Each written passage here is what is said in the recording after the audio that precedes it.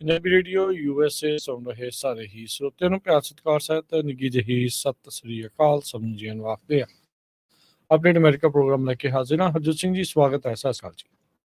ਸਤਿ ਸ਼੍ਰੀ ਅਕਾਲ, ਧੰਨਵਾਦ। Punjabi radio USA ਦੇ ਜਿੰਨੇ ਵੀ ਸਰੋਤੇ ਸਾਡੇ ਸਾਰੇ ਹੀ AM ਸਟੇਸ਼ਨਸ, FM ਸਟੇਸ਼ਨਸ, ਘਰਾਂ ਦੇ ਵਿੱਚ ਰੇਡੀਓ ਸੈਟਸ ਦੇ ਰਾਹੀਂ, ਟੈਲੀਫੋਨ ਦੇ ਰਾਹੀਂ, ਫੇਸਬੁੱਕ, YouTube ਤੇ ਲਾਈਵ ਦੇਖ ਰਹੇ ਹੋ, ਸੁਣ ਰਹੇ ਹੋ, ਸਾਰਿਆਂ ਨੂੰ ਜੀ ਆਇਆਂ ਨੂੰ ਤੇ ਬਹੁਤ ਹੀ ਪਿਆਰ ਤੇ ਸਤਿਕਾਰ ਭਰੀ ਸਤਿ ਸ਼੍ਰੀ ਅਕਾਲ।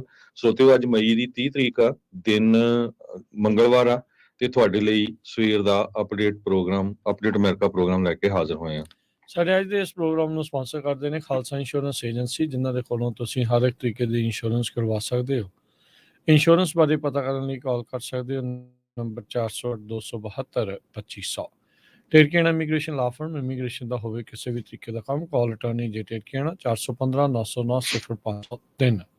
ਮਨਜੀਤ ਸਿੰਘ ਕੁਲਾਰ, ਅਵਤਾਰ ਸਿੰਘ ਮੰਜ਼ਲ ਕਲੋਵਿਸ, ਸਤਨਾਮ ਸਿੰਘ, ਅਮਰਜੀਤ ਸਿੰਘ ਦਸਾਨ ਸਨੀ ਪਰਿਵਾਰ university, Lakhbir Singh Samra Texas, Paramjit Singh Deol Fresno, Amarjit Singh Stockton, Jarnail Singh Johal, Harnek Singh Pawla Renton Washington, Dharam Singh Fowler, Sarabjit Singh Rendon gas and food Elko Nevada, Harjit Singh Lathrop, Antelope truck stop Burns Wyoming, Gurmel Singh Balbir Bassi Elk Grove, Karnail Singh Randhawa Turlock. ਇਹਨਾਂ ਸਾਰਿਆਂ ਦਾ ਧੰਨਵਾਦ। ਜੇਕਰ ਤੁਸੀਂ ਜਾਂ ਕੋਈ ਹੋਰ ਕਾਰੋਬਾਰ ਇਸ ਪ੍ਰੋਗਰਾਮ ਨੂੰ ਸਪਾਂਸਰ ਕਰਨਾ ਚਾਹੁੰਦੇ ਹੋ, ਸੰਪਰਕ ਕਰ ਸਕਦੇ ਹੋ 408-796-7698 ਦੇ ਉੱਤੇ। ਅੱਜ ਦੀਆਂ ਖਬਰਾਂ ਵੱਲ ਚਲੀਏ ਤੇ ਡੈਪਟ ਸੀਲਿੰਗ ਨੂੰ ਲੈ ਕੇ, ਕਰਜ਼ੇ ਦੀ ਲਿਮਟ ਵਧਾਉਣ ਨੂੰ ਲੈ ਕੇ ਜੋ ਗੱਲਬਾਤ ਚੱਲ ਰਹੀ, ਡੀਲ ਤਾਂ ਬਣ ਗਈ ਸੀ। ਹੁਣ ਜੋ ਹਾਊਸ ਦੇ ਵਿੱਚ ਦੇਖਦੇ ਹਾਂ ਕਿਸ ਤਰ੍ਹਾਂ ਜੋ ਹਾਊਸ ਰੂਲਸ ਕਮੇਟੀ ਹੈਗੀ ਆ, ਰਿਪਬਲਿਕਨਸ ਕਿਸ ਤਰ੍ਹਾਂ ਇਸ ਨੂੰ ਪਾਸ ਕਰਨਗੇ। ਦੋ ਕਮੇਟੀ ਦੇ 9 ਮੈਂਬਰਾਂ ਦੇ ਵਿੱਚੋਂ representative Ralph Norman southern Carolina ਤੋਂ ਆ ਤੇ ਚਿਪ ਰॉय ਟੈਕਸਸ ਤੋਂ ਆ। ਦੋਨੋਂ ਹੀ ਫਰੀडम ਕਾਕਸ ਜੋ ਗਰੁੱਪ ਆ ਉਹਨੂੰ ਬਿਲੋਂਗ ਕਰਦੇ ਹੈਗੇ ਆ। ਉਹ ਇਸ ਡੀਲ ਦੇ ਉਲਟ ਆਏ ਹੈਗੇ ਆ। ਸੋ ਉਹਨਾਂ ਨੇ ਇਹ ਕਿਹਾ ਵੀ ਉਹ ਅੱਜ ਇੱਕ ਪ੍ਰੈਸ ਕਾਨਫਰੰਸ ਵੀ ਕਰਨਗੇ। ਇਸੇ ਤਰ੍ਹਾਂ ਰਿਪਰੈਜ਼ੈਂਟੇਟਿਵ ਥਾਮਸ ਮੈਸੀ ਜੋ ਰਿਪਬਲਿਕਨ ਕੰਟਕੀ ਤੋਂ ਹੈਗੇ ਆ, ਲਿਬਰਟੇਰੀਅਨ ਮਾਈਂਡਡ ਕੰਜ਼ਰਵੇਟਿਵ ਆ, ਉਹਨਾਂ ਨੇ ਵੀ ਇਹ ਕਿਹਾ ਵੀ ਮੈਂ ਫਰੀडम ਕਾਕਸ ਦੇ ਨਾਲ ਸਪੋਰਟ ਕਰੂੰਗਾ। ਸੋ ਹੁਣ ਦੇਖਦੇ ਆ ਵੀ ਉਹਦੇ ਵਿੱਚ ਕਿੰਨੇ ਕੁ ਜਾਣੇ ਵੋਟ ਪਾਉਂਦੇ ਆ, ਕਿਉਂਕਿ ਪਹਿਲਾਂ ਕਾਂਗਰਸ ਚੋਂ ਪਾਸ ਕਰਨਾ ਪੈਣਾ ਹੈਗਾ, ਉਹ ਤੋਂ ਬਾਅਦ ਫਿਰ ਸੈਨੇਟ ਤੋਂ, ਤੇ ਫਿਰ ਜੋ ਗਵਰਨਰ ਸਾਹਿਬ ਆ, ਜੋ ਪ੍ਰੈਜ਼ੀਡੈਂਟ ਆ ਜੋ ਬਾਈਡਨ ਹੋਣੀ, ਉਹਨਾਂ ਦੇ ਕੋਲ ਇਹ ਜਾਊਗਾ। ਜੀ ਬਿਲਕੁਲ, ਕਮੇਟੀ ਚੋਂ ਪਾਸ ਹੋਣਾ ਇਹ ਹੁਣ ਦੇਖੋ ਕੀ ਹੁੰਦਾ। 99 ਪੇਜਾਂ ਦਾ ਫਿਸਕਲ ਰਿਸਪੌਂਸਿਬਿਲਿਟੀ ਐਕਟ ਦੇ ਤਹਿਤ ਇਹਨਾਂ ਦੋਨਾਂ ਲੀਡਰਸ ਦੇ ਦਰਮਿਆਨ ਇਹ ਸਮਝੌਤਾ ਹੋਇਆ ਸੀ, ਪ੍ਰੈਜ਼ੀਡੈਂਟ ਬਾਈਡਨ ਤੇ ਹਾਊਸ ਸਪੀਕਰ ਕੈਵਿਨ ਮੈਕਾਰਥੀ। ਸੋ ਹਾਰਡਲਾਈਨਰ ਜਿਹੜੇ ਕੁਛ ਰਿਪਬਲਿਕਨ ਪਾਰਟੀ ਵੱਲੋਂ ਆ, ਇਹ ਅਜੇ ਪੂਰੀ ਤਰ੍ਹਾਂ ਇਸ ਦੇ ਹੱਕ ਦੇ ਵਿੱਚ ਨਹੀਂ ਆ। ਉਹ ਦੇਖੋ ਕਮੇਟੀ ਦੇ ਵਿੱਚੋਂ 9 ਮੈਂਬਰ ਜਿਹੜੇ ਆ ਉਹ ਡਿਵਾਈਡਡ ਨੇ। 9-4 ਦੀ ਜਿਹੜੀ ਇਸ ਟਾਈਮ ਦੇਖੀ ਗਈ ਹੈਗੀ ਆ, ਉਹ ਉਹਨਾਂ ਨੇ ਜਿਹੜਾ ਕ੍ਰਿਟਿਸਿਜ਼ਮ ਇਸ ਦੇ ਵਿੱਚ ਪੇਸ਼ ਕੀਤਾ ਆ। ਸੋ ਲੈਟਸ ਸੀ ਕੀ ਜਿਹੜਾ ਇਸ ਦੇ ਵਿੱਚ ਬਣਦਾ ਆ। ਪਰ ਪਹਿਲਾ ਕਹਿ ਸਕਦੇ ਆ, ਕਹਿੰਦੇ ਹਰਡਲ, ਪਹਿਲੀ ਜਿਹੜੀ ਇਹ ਇਸ ਦੇ ਲਈ ਅੜਿੱਕਾ ਇਹ ਸਾਹਮਣੇ ਆ ਇਹਨਾਂ ਦੋਨਾਂ ਧਿਰਾਂ ਦੇ ਜਿਹੜੇ ਸਮਝੌਤੇ ਨੂੰ ਲੈ ਕੇ। ਅੱਜ 30 ਤਰੀਕ ਦੇਖੋ ਹੋ ਚੁੱਕੀ ਆ, 5 ਤਰੀਕ ਆਉਂਦੇ ਸੋਮਵਾਰ ਤੱਕ ਅਮਰੀਕਾ ਦਾ ਨਹੀਂ ਤਾਂ ਦੀਵਾਲੀਆ ਜਿਹੜਾ ਕਹਿੰਦੇ ਆ ਵੀ ਉਹ ਨਿਕਲ ਸਕਦਾ ਆ, ਲੋਨਸ ਦੇ ਉੱਤੇ ਡਿਫਾਲਟ ਕਰ ਸਕਦਾ ਆ, ਖਰਚੇ ਜਿਹੜੇ ਉਹ ਬੰਦ ਹੋ ਸਕਦੇ ਆ। ਆਪ ਤੁਹਾਨੂੰ ਥੋੜਾ ਜਿਹਾ ਪਿੱਛੇ ਲੈ ਚੱਲਦੇ ਆ 2011 ਦੇ ਵਿੱਚ। 2011 ਦੇ ਵਿੱਚ ਉਸ ਟਾਈਮ ਦੇ ਉੱਤੇ ਰਾਸ਼ਟਰਪਤੀ ਬਰਾਕ ਓਬਾਮਾ ਹੁਣਾਂ ਨੇ ਵੀ ਇਦਾਂ ਇੱਕ ਡੈਟ ਸੀਲਿੰਗ ਦੀ ਡੀਲ ਜਿਹੜੀ ਉਹ ਬਣਾਈ ਸੀ। ਉਸ ਡੀਲ ਦੇ ਵਿੱਚ ਪ੍ਰੈਜ਼ੀਡੈਂਟ ਓਬਾਮਾ ਨੇ $2.1 ਟ੍ਰਿਲੀਅਨ ਦੇ ਸਪੈਂਡਿੰਗ ਕੱਟਸ ਆ, ਉਸ ਨੂੰ ਹਾਮੀ ਜਿਹੜੀ ਉਹ ਭਰੀ ਸੀ, ਤਾਂ ਜੋ ਜਿਹੜਾ ਡੈਟ ਸੀਲਿੰਗ ਦਾ ਕ੍ਰਾਈਸਿਸ ਉਸ ਟਾਈਮ ਚੱਲ ਰਿਹਾ ਸੀ ਉਸ ਨੂੰ ਖਤਮ ਕੀਤਾ ਜਾ ਸਕੇ। ਸੋ $900 ਬਿਲੀਅਨ ਉਹਨਾਂ ਦੀ ਜਿਹੜੀ ਸਿੱਧੀ ਸਪੈਂਡਿੰਗ ਕੱਟਸ ਤੇ ਡੈਫਿਸਿਟ ਰਿਡਕਸ਼ਨ ਦੇ ਲਈ ਦੇਖਿਆ ਗਿਆ ਸੀ। ਉਦੋਂ ਵੀ ਜੁਆਇੰਟ ਕਾਂਗਰੈਸ਼ਨਲ ਕਮੇਟੀ ਉਹਨਾਂ ਨੇ ਕਿਹਾ ਵੀ ਸਾਨੂੰ ਘੱਟੋ ਘੱਟ $1.2 ਬਿਲੀਅਨ ਹੋਰ ਲੱਭੇ ਆ, ਜਿਹਦੀ ਖਰਚਾ ਜਿਹੜਾ ਉਦੋਂ ਘਟਾਇਆ ਜਾ ਸਕਦਾ। ਉਸ ਟਾਈਮ ਹਾਊਸ ਦੇ ਸਪੀਕਰ ਰਿਪਬਲਿਕਨ ਪਾਰਟੀ ਵੱਲੋਂ ਜੌਨ ਜਿਹੜੇ ਬੇਨਰ ਜਿਹੜੇ ਉਹ ਹੁੰਦੇ ਸੀਗੇ, ਤੇ ਉਸ ਟਾਈਮ ਪ੍ਰੈਜ਼ੀਡੈਂਟ ਬਰਾਕ ਓਬਾਮਾ ਸੀਗੇ ਆਪਣੇ ਕਾਲ ਦੇ ਵਿੱਚ। ਉਹ ਇਹ ਨਵੇਕਲੀ ਚੀਜ਼ ਨਹੀਂ, ਜਿਹੜੀਆਂ ਇਦਾਂ ਦੀਆਂ ਜਿਹੜੀਆਂ ਉਹ ਡੀਲਸ ਹੋਣਗੀਆਂ ਪਰ ਇਸ ਵਾਰ ਰਿਪਬਲਿਕਨ ਪਾਰਟੀ ਵਾਲਿਆਂ ਨੇ ਆਪਣੇ ਕਾਫੀ ਜਿਹੜੀਆਂ ਚੀਜ਼ਾਂ ਆ ਉਸ ਨੂੰ ਮਨਵਾਇਆ, ਜਿਹੜਾ ਇਸ ਦੇ ਵਿੱਚ ਹੈਗਾ ਆ ਸਟੂਡੈਂਟ ਲੋਨਸ ਦੀ ਮੁੜ ਦੁਬਾਰਾ ਚਾਲੂ ਜਿਹੜਾ ਉਹ ਕਰਾਉਣਾ, ਨਾਨ ਡਿਫੈਂਸ ਸਪੈਂਡਿੰਗ ਨੂੰ ਕੈਪ ਕਰਨਾ, ਫੂਡ ਸਟੈਂਪ ਦੇ ਲਈ ਵਰਕ ਰਿਕੁਆਇਰਮੈਂਟਸ ਨੂੰ ਵਧਾਉਣਾ, $30 ਬਿਲੀਅਨ ਦੇ ਜਿਹੜੇ ਕੋਵਿਡ ਫੰਡਸ ਆ ਉਹਨਾਂ ਦੀ ਜਿਹੜੀ ਵਰਤੋਂ ਨਹੀਂ ਹੋਈ ਉਹਨਾਂ ਨੂੰ ਵਾਪਸ ਲੈਣਾ, ਤੇ IRS ਦੀ ਜਿਹੜੀ ਫੰਡਿੰਗ ਆ ਉਸ ਦੇ ਵਿੱਚ ਜਿਹੜੀ ਕਟੌਤੀ ਆ ਉਹ ਕਰਾਉਣੀ ਆ। ਸੋ 2011 ਦੇ ਵਿੱਚ ਵੀ ਇਦਾਂ ਡੈਟ ਸੀਲਿੰਗ ਦੀ ਡੀਲ ਬਣੀ ਸੀ ਤੇ ਹੁਣ 2023 ਦੇ ਵਿੱਚ ਵੀ ਉਸੇ ਤਰੀਕੇ ਦੇ ਨਾਲ ਇਹ ਦੋਨੋਂ ਪਾਰਟੀਆਂ ਆਪੋ ਆਪਣੇ ਤਰੀਕੇ ਦੇ ਨਾਲ ਪੇਸ਼ ਕਰ ਰਹੀਆਂ। ਉਧਰ ਮਕਾਰਥੀ ਉਹਨਾਂ ਨੂੰ ਇੱਕ ਆਪਣਾ ਡਰ ਇਹ ਵੀ ਆ ਵੀ ਜਿਹੜੀ ਫਰੀडम ਕਾਕਸ ਦੇ ਲੋਕ ਇਸ ਟਾਈਮ ਥੋੜੇ ਜਿਹੇ ਉਹਨਾਂ ਤੋਂ ਨਾਖੁਸ਼ ਚੱਲ ਰਹੇ ਆ, ਉਹਨਾਂ ਦੀ ਮਦਦ ਦੇ ਨਾਲ ਹੀ ਇਹ ਸਪੀਕਰ ਬਣੇ ਸੀਗੇ। ਸੋ ਜੇ ਉਹਨਾਂ ਨੂੰ ਇਹ ਖੁਸ਼ ਕਰਨ ਦੇ ਵਿੱਚ ਵੀ ਨਾਕਾਮਯਾਬ ਰਹਿੰਦੇ ਆ, ਉਹਨਾਂ ਨੂੰ ਆਪਣੇ ਅਹੁਦੇ ਦਾ ਵੀ ਖਤਰਾ ਜਿਹੜਾ ਉਹ ਰਹੂਗਾ। ਸੋ ਇਸ ਟਾਈਮ ਉਹ ਹਰ ਇੱਕ ਦੇ ਆਪੋ ਆਪਣੇ ਸਿਆਸੀ ਮਫਾਦਾਂ ਦੇ ਨਾਲ ਮੁਲਕ ਦੀ ਜਿਹੜੀ ਆਰਥਿਕ ਸੰਕਟ ਆ ਉਹ ਉਸੇ ਤਰ੍ਹਾਂ ਅਜੇ ਲਟਕ ਰਿਹਾ ਆ। ਡੀਲ ਜ਼ਰੂਰ ਬਣੀ ਆ ਪਰ ਇਹ ਅਜੇ ਉਸ ਦੇ ਉੱਤੇ ਮੋਹਰਾਂ ਲੱਗਣੀਆਂ ਕਹਿ ਲਓ ਬਾਕੀ। ਜੀ ਬਿਲਕੁਲ, ਪ੍ਰੈਜ਼ੀਡੈਂਟ ਜੋ ਬਾਈਡਨ ਹੁਣੀ ਤੇ ਹਾਊਸ ਸਪੀਕਰ ਕੈਵਨ ਮਕਾਰਥੀ ਹੁਣੀ ਦੋਨੋਂ ਹੀ ਭੱਜ ਦੌੜ ਕਰ ਰਹੇ ਆ ਵੀ ਇਸ ਨੂੰ ਕਿਸ ਤਰ੍ਹਾਂ ਪਾਸ ਕੀਤਾ ਜਾਵੇ। ਅੱਜ ਦੀ ਮੀਟਿੰਗ ਇੱਕ ਬੜੀ ਇੰਪੋਰਟੈਂਟ ਮੀਟਿੰਗ ਹੋਊਗੀ ਜਦੋਂ ਪ੍ਰੈਜ਼ੀਡੈਂਟ ਜੋ ਬਾਈਡਨ ਹੁਣਾਂ ਤੇ ਹਾਊਸ ਰਿਪਬਲਿਕਨਸ ਦੇ ਵਿੱਚ ਡੀਲ ਹੋ ਚੁੱਕੀ ਆ, ਉਹ ਉਹਨਾਂ ਦਾ ਜੋ ਅੱਜ ਟੈਸਟ ਹੋਊਗਾ। ਜਿਸ ਤਰ੍ਹਾਂ ਤੁਸੀਂ ਦੱਸਿਆ ਹੀ ਆ, ਪਾਵਰਫੁਲ ਹਾਊਸ ਰੂਲਸ ਕਮੇਟੀ ਜੋ ਇਸ ਬਿੱਲ ਦੇ ਬਾਰੇ ਡਿਸਕਸ ਕਰੂਗੀ ਤੇ ਇਹਦੇ ਚੋਂ ਦੇਖਦੇ ਆ ਵੀ ਕੌਣ ਹੱਕ ਚ ਆਉਂਦਾ, ਕੌਣ ਅਗੇਂਸਟ ਆਉਂਦਾ ਹੈਗਾ। ਦੋਨੋਂ ਸਾਈਡ ਪੂਰਾ ਜ਼ੋਰ ਲਾ ਰਹੀਆਂ। ਆਪਣੇ ਆਪਣੇ ਪਾਰਟੀ ਦੇ ਹਾਰਟ ਲਾਈਨਰਸ ਆ, ਜੋ ਡੈਮੋਕ੍ਰੇਟ ਆ ਉਹਨਾਂ ਦੇ ਜੋ ਪ੍ਰੋਗਰੈਸਿਵ ਆ ਫਾਰ ਲੈਫਟ ਹੈਗੇ ਆ, ਤੇ ਰਿਪਬਲਿਕਨ ਜਿਹੜੇ ਉਹਨਾਂ ਦੇ ਫਰੀडम ਕਾਕਸ ਵਾਲੇ ਫਾਰ ਰਾਈਟ ਵਾਲੇ ਆ, ਉਹਨਾਂ ਨੂੰ ਮਨਵਾਉਣ ਦੇ ਵਿੱਚ ਡੈਡਲਾਈਨ ਬਿਲਕੁਲ ਐਨ ਸਿਰ ਦੇ ਉੱਤੇ ਹੀ ਆ, ਕਿਉਂਕਿ ਜੂਨ 5 ਉਹ ਤੋਂ ਪਹਿਲਾਂ ਪਹਿਲਾਂ ਇਹ ਸਾਰਾ ਕੁਝ ਕਰਨਾ ਪਊਗਾ, ਨਹੀਂ ਤਾਂ ਇਹਦਾ ਅਸਰ ਆ US ਦੀ ਇਕਨੋਮੀ ਤੇ US ਦੀ ਜੋ ਸਟਾਕ ਮਾਰਕੀਟ ਆ ਉਹਦੇ ਉੱਤੇ ਵੀ, ਆਮ ਲੋਕਾਂ ਤੇ ਜਿਨ੍ਹਾਂ ਨੂੰ ਜੋ ਸੋਸ਼ਲ ਸਿਕਿਉਰਿਟੀ ਆ ਜਾਂ ਮੈਡੀਕਲ ਬੈਨੀਫਿਟਸ ਮਿਲਦੇ ਆ ਉਹਨਾਂ ਸਾਰੇ ਉੱਤੇ ਬਹੁਤ ਜ਼ਿਆਦਾ ਹੋਊਗਾ। ਸੋ ਆਉਣ ਵਾਲੇ 2-4 ਦਿਨ ਇਹ ਕਾਫੀ ਕ੍ਰਿਟੀਕਲ ਹੈਗੇ USA ਦੇ ਵਿੱਚ, ਕਿੱਧਰ ਨੂੰ ਜੋ ਆਪਣੇ ਇਲੈਕਟਡ ਆਫੀਸ਼ੀਅਲਸ ਆ ਉਹ ਜਾਂਦੇ ਹੈਗੇ। ਜੀ ਬਿਲਕੁਲ। ਅਗਲੀ ਜਿਹੜੀ ਹਰਜੋਤ ਸਿੰਘ ਦੀ ਗੱਲ ਕਰ ਜਾਈਏ, ਵੀਕਐਂਡ ਸੀਗਾ, ਮੈਮੋਰੀਅਲ ਡੇ ਵੀਕਐਂਡ ਸੀਗਾ, ਤੇ ਆਪਾਂ ਅਕਸਰ ਦੇ ਵਿੱਚ ਚੱਲਣ ਦੇਖ ਰਹੇ ਹਾਂ ਵੀ ਹਰ ਵੀਕਐਂਡ ਤੋਂ ਬਾਅਦ ਜਦੋਂ ਨਵਾਂ ਹਫਤੇ ਦੀ ਸ਼ੁਰੂਆਤ ਹੁੰਦੀ ਆ, ਕੋਈ ਨਾ ਕੋਈ ਇਦਾਂ ਦੀ ਦਰਦਨਾਕ ਘਿਨਾਉਣੀ ਖਬਰ ਜਿਹੜੀ ਉਹ ਆ ਜਾਂਦੀ ਜਿਹੜੀ ਲੋਕਾਂ ਦੇ ਹਿਰਦੇ ਬਲੂੰਦਰ ਦਿੰਦੀ ਆ। ਫਲੋਰੀਡਾ ਦੇ ਵੀਕ ਐਂਡ ਦੇ ਉੱਤੇ ਇੱਕ ਮਾਸ ਸ਼ੂਟਿੰਗ ਹੋਈ ਜਿਸ ਦੇ ਵਿੱਚ 9 ਜਾਣੇ ਕੁੱਲ, ਜਿਨ੍ਹਾਂ 4 ਮਾਈਨਰ ਸੀ, ਉਹ ਇਸ ਦੇ ਵਿੱਚ ਫੱਟੜ ਹੋ ਗਏ। ਹਾਲੀਵੁੱਡ ਬ੍ਰੌਡਵੇ ਵਾਕ ਦੇ ਉੱਤੇ ਇਹ ਕੱਲ ਦੁਪਹਿਰ ਨੂੰ ਕਹਿੰਦੇ ਆ ਵੀ ਇਹ ਗੋਲੀकांड ਵਾਪਰਿਆ। ਇਹ 1 ਸਾਲ ਤੋਂ ਲੈ ਕੇ 17 ਸਾਲ ਦੀ ਉਮਰ ਵਰਗ ਦੇ ਵਿੱਚ ਸੀਗੇ ਜਿਹੜੇ 4 ਮਾਈਨਰ ਆ ਉਹਨਾਂ ਦੇ, ਜਿਨ੍ਹਾਂ ਦੇ ਗੋਲੀਆਂ ਲੱਗੀਆਂ। ਉਧਰ 25 ਤੋਂ 65 ਸਾਲ ਉਮਰ ਦਰਮਿਆਨ ਸੀਗੇ ਬਾਕੀ 5 ਜਾਣੇ ਜਿਨ੍ਹਾਂ ਦੇ ਗੋਲੀਆਂ ਲੱਗੀਆਂ ਆ। ਇੱਕ ਜਣਾ ਸਰਜਰੀ ਚ ਆ, ਬਾਕੀ ਉਦਾਂ ਜੇ ਸਟੇਬਲ ਕੰਡੀਸ਼ਨ ਚ ਦੱਸੇ ਜਾ ਰਹੇ ਆ। ਸਿਟੀ ਆਫ ਹਾਲੀਵੁੱਡ ਆ ਫਲੋਰੀਡਾ ਦੇ ਵਿੱਚ, ਜਿੱਥੇ ਇਹ ਗੋਲੀकांड ਵਾਪਰਿਆ ਆ। ਜਿਸ ਬੰਦੇ ਦੇ ਉੱਤੇ ਸ਼ੱਕ ਸੀਗਾ ਗੋਲੀ ਚਲਾਉਣ ਦਾ, ਉਸ ਨੂੰ ਪੁਲਿਸ ਨੇ ਹਿਰਾਸਤ ਦੇ ਵਿੱਚ ਲੈ ਲਿਆ ਆ ਤੇ ਰਾਈਟ ਨਾਓ ਪੁਲਿਸ ਇੱਕ ਹੋਰ ਸ਼ੱਕੀ ਵਿਅਕਤੀ ਦੀ ਤਲਾਸ਼ ਦੇ ਵਿੱਚ ਜੁਟੀ ਹੋਈ ਹੈਗੀ ਆ। ਉੱਥੋਂ ਦੇ ਮੈਮੋਰੀਅਲ ਰੀਜਨਲ ਹਸਪੀਟਲ ਤੇ ਜੋਏ ਡਿਮੈਗੀਓ ਚਿਲਡਰਨ ਹਸਪੀਟਲ ਦੇ ਵਿੱਚ ਕਈ ਪੀੜਤਾਂ ਨੂੰ ਜਿਹੜਾ ਉੱਥੇ ਘੱਲਿਆ ਗਿਆ। ਕਹਿੰਦੇ ਵੀ ਇੱਕ ਬਹੁਤ ਹੀ ਛੋਟਾ ਜਿਹੜਾ ਉਹ ਬੇਬੀ ਇਨਫੈਂਟ ਹੀ ਆਪਾਂ ਕਹਿ ਸਕਦੇ ਹਾਂ, ਉਸ ਦੀ ਉਹਦੇ ਵੀ ਗਨ ਸ਼ਾਟ ਜਿਹੜਾ ਉਹ ਲੱਗਾ ਆ, ਲੱਤ ਦੇ ਵਿੱਚ ਉਸ ਦੀ ਗੋਲੀ ਲੱਗੀ ਦੱਸੀ ਜਾਂਦੀ ਆ। ਸੋ ਕਹਿੰਦੇ ਵੀ ਕਈ ਜਿਹੜੀਆਂ ਗੋਲੀ ਦੀਆਂ ਆਵਾਜ਼ਾਂ ਜਿਹੜੀਆਂ ਆਈਆਂ, ਲੋਕਾਂ 'ਚ ਭੱਜਦੜ ਜਿਹੜੀ ਆ ਉਹ ਮਚੀ ਤੇ ਦੇਖਿਆ ਗਿਆ ਵੀ ਡਾਊਨ ਦਾ ਸਟਰੀਟ 3 ਹੋਰ ਗੋਲੀਆਂ ਜਿਹੜੀਆਂ ਆ ਉਹ ਸੁਣੀਆਂ।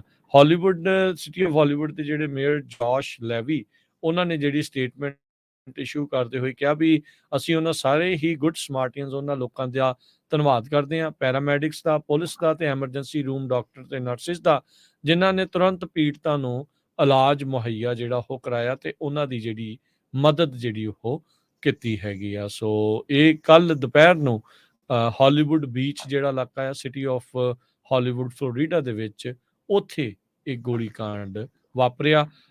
ਖੁਸ਼ਕਿਸਮਤੀ ਦੇ ਨਾਲ ਕਿਸੇ ਦੀ ਮੌਤ ਤਾਂ ਨਹੀਂ ਹੋਈ, ਪਰ ਇਹ ਆ ਵੀ ਇਹ ਮੰਦਭਾਗੀ ਘਟਨਾ ਜਿਹੜੀ ਆ ਉਹ ਵਾਪਰੀ ਹੈ, ਜਿਹਦੇ ਵਿੱਚ 9 ਜਾਣੇ ਕੁੱਲ ਜ਼ਖਮੀ ਹੋਏ ਆ, ਜਿਨ੍ਹਾਂ 'ਚ 4 17 ਸਾਲ 1 ਤੋਂ 17 ਸਾਲ ਦੀ ਉਮਰ ਵਰਗ ਦੇ ਵਿੱਚ ਵੀ ਦੱਸੇ ਜਾਂਦੇ ਆ। ਅਗਲੀ ਖਬਰ ਵੱਲ ਚਲੀਏ। ਯੂਐਸ ਤੇ ਕੈਨੇਡਾ ਬਾਰਡਰ ਜੋ ਨਿਊ ਬਰੰਸਵਿਕ ਵਾਲਾ ਏਰੀਆ ਆ, ਉਹ ਕੱਲ ਸੋਮਵਾਰ ਨੂੰ ਕਾਫੀ ਲੰਮਾ ਸਮਾਂ ਸ਼ਟ ਡਾਊਨ ਕਰਨਾ ਪਿਆ।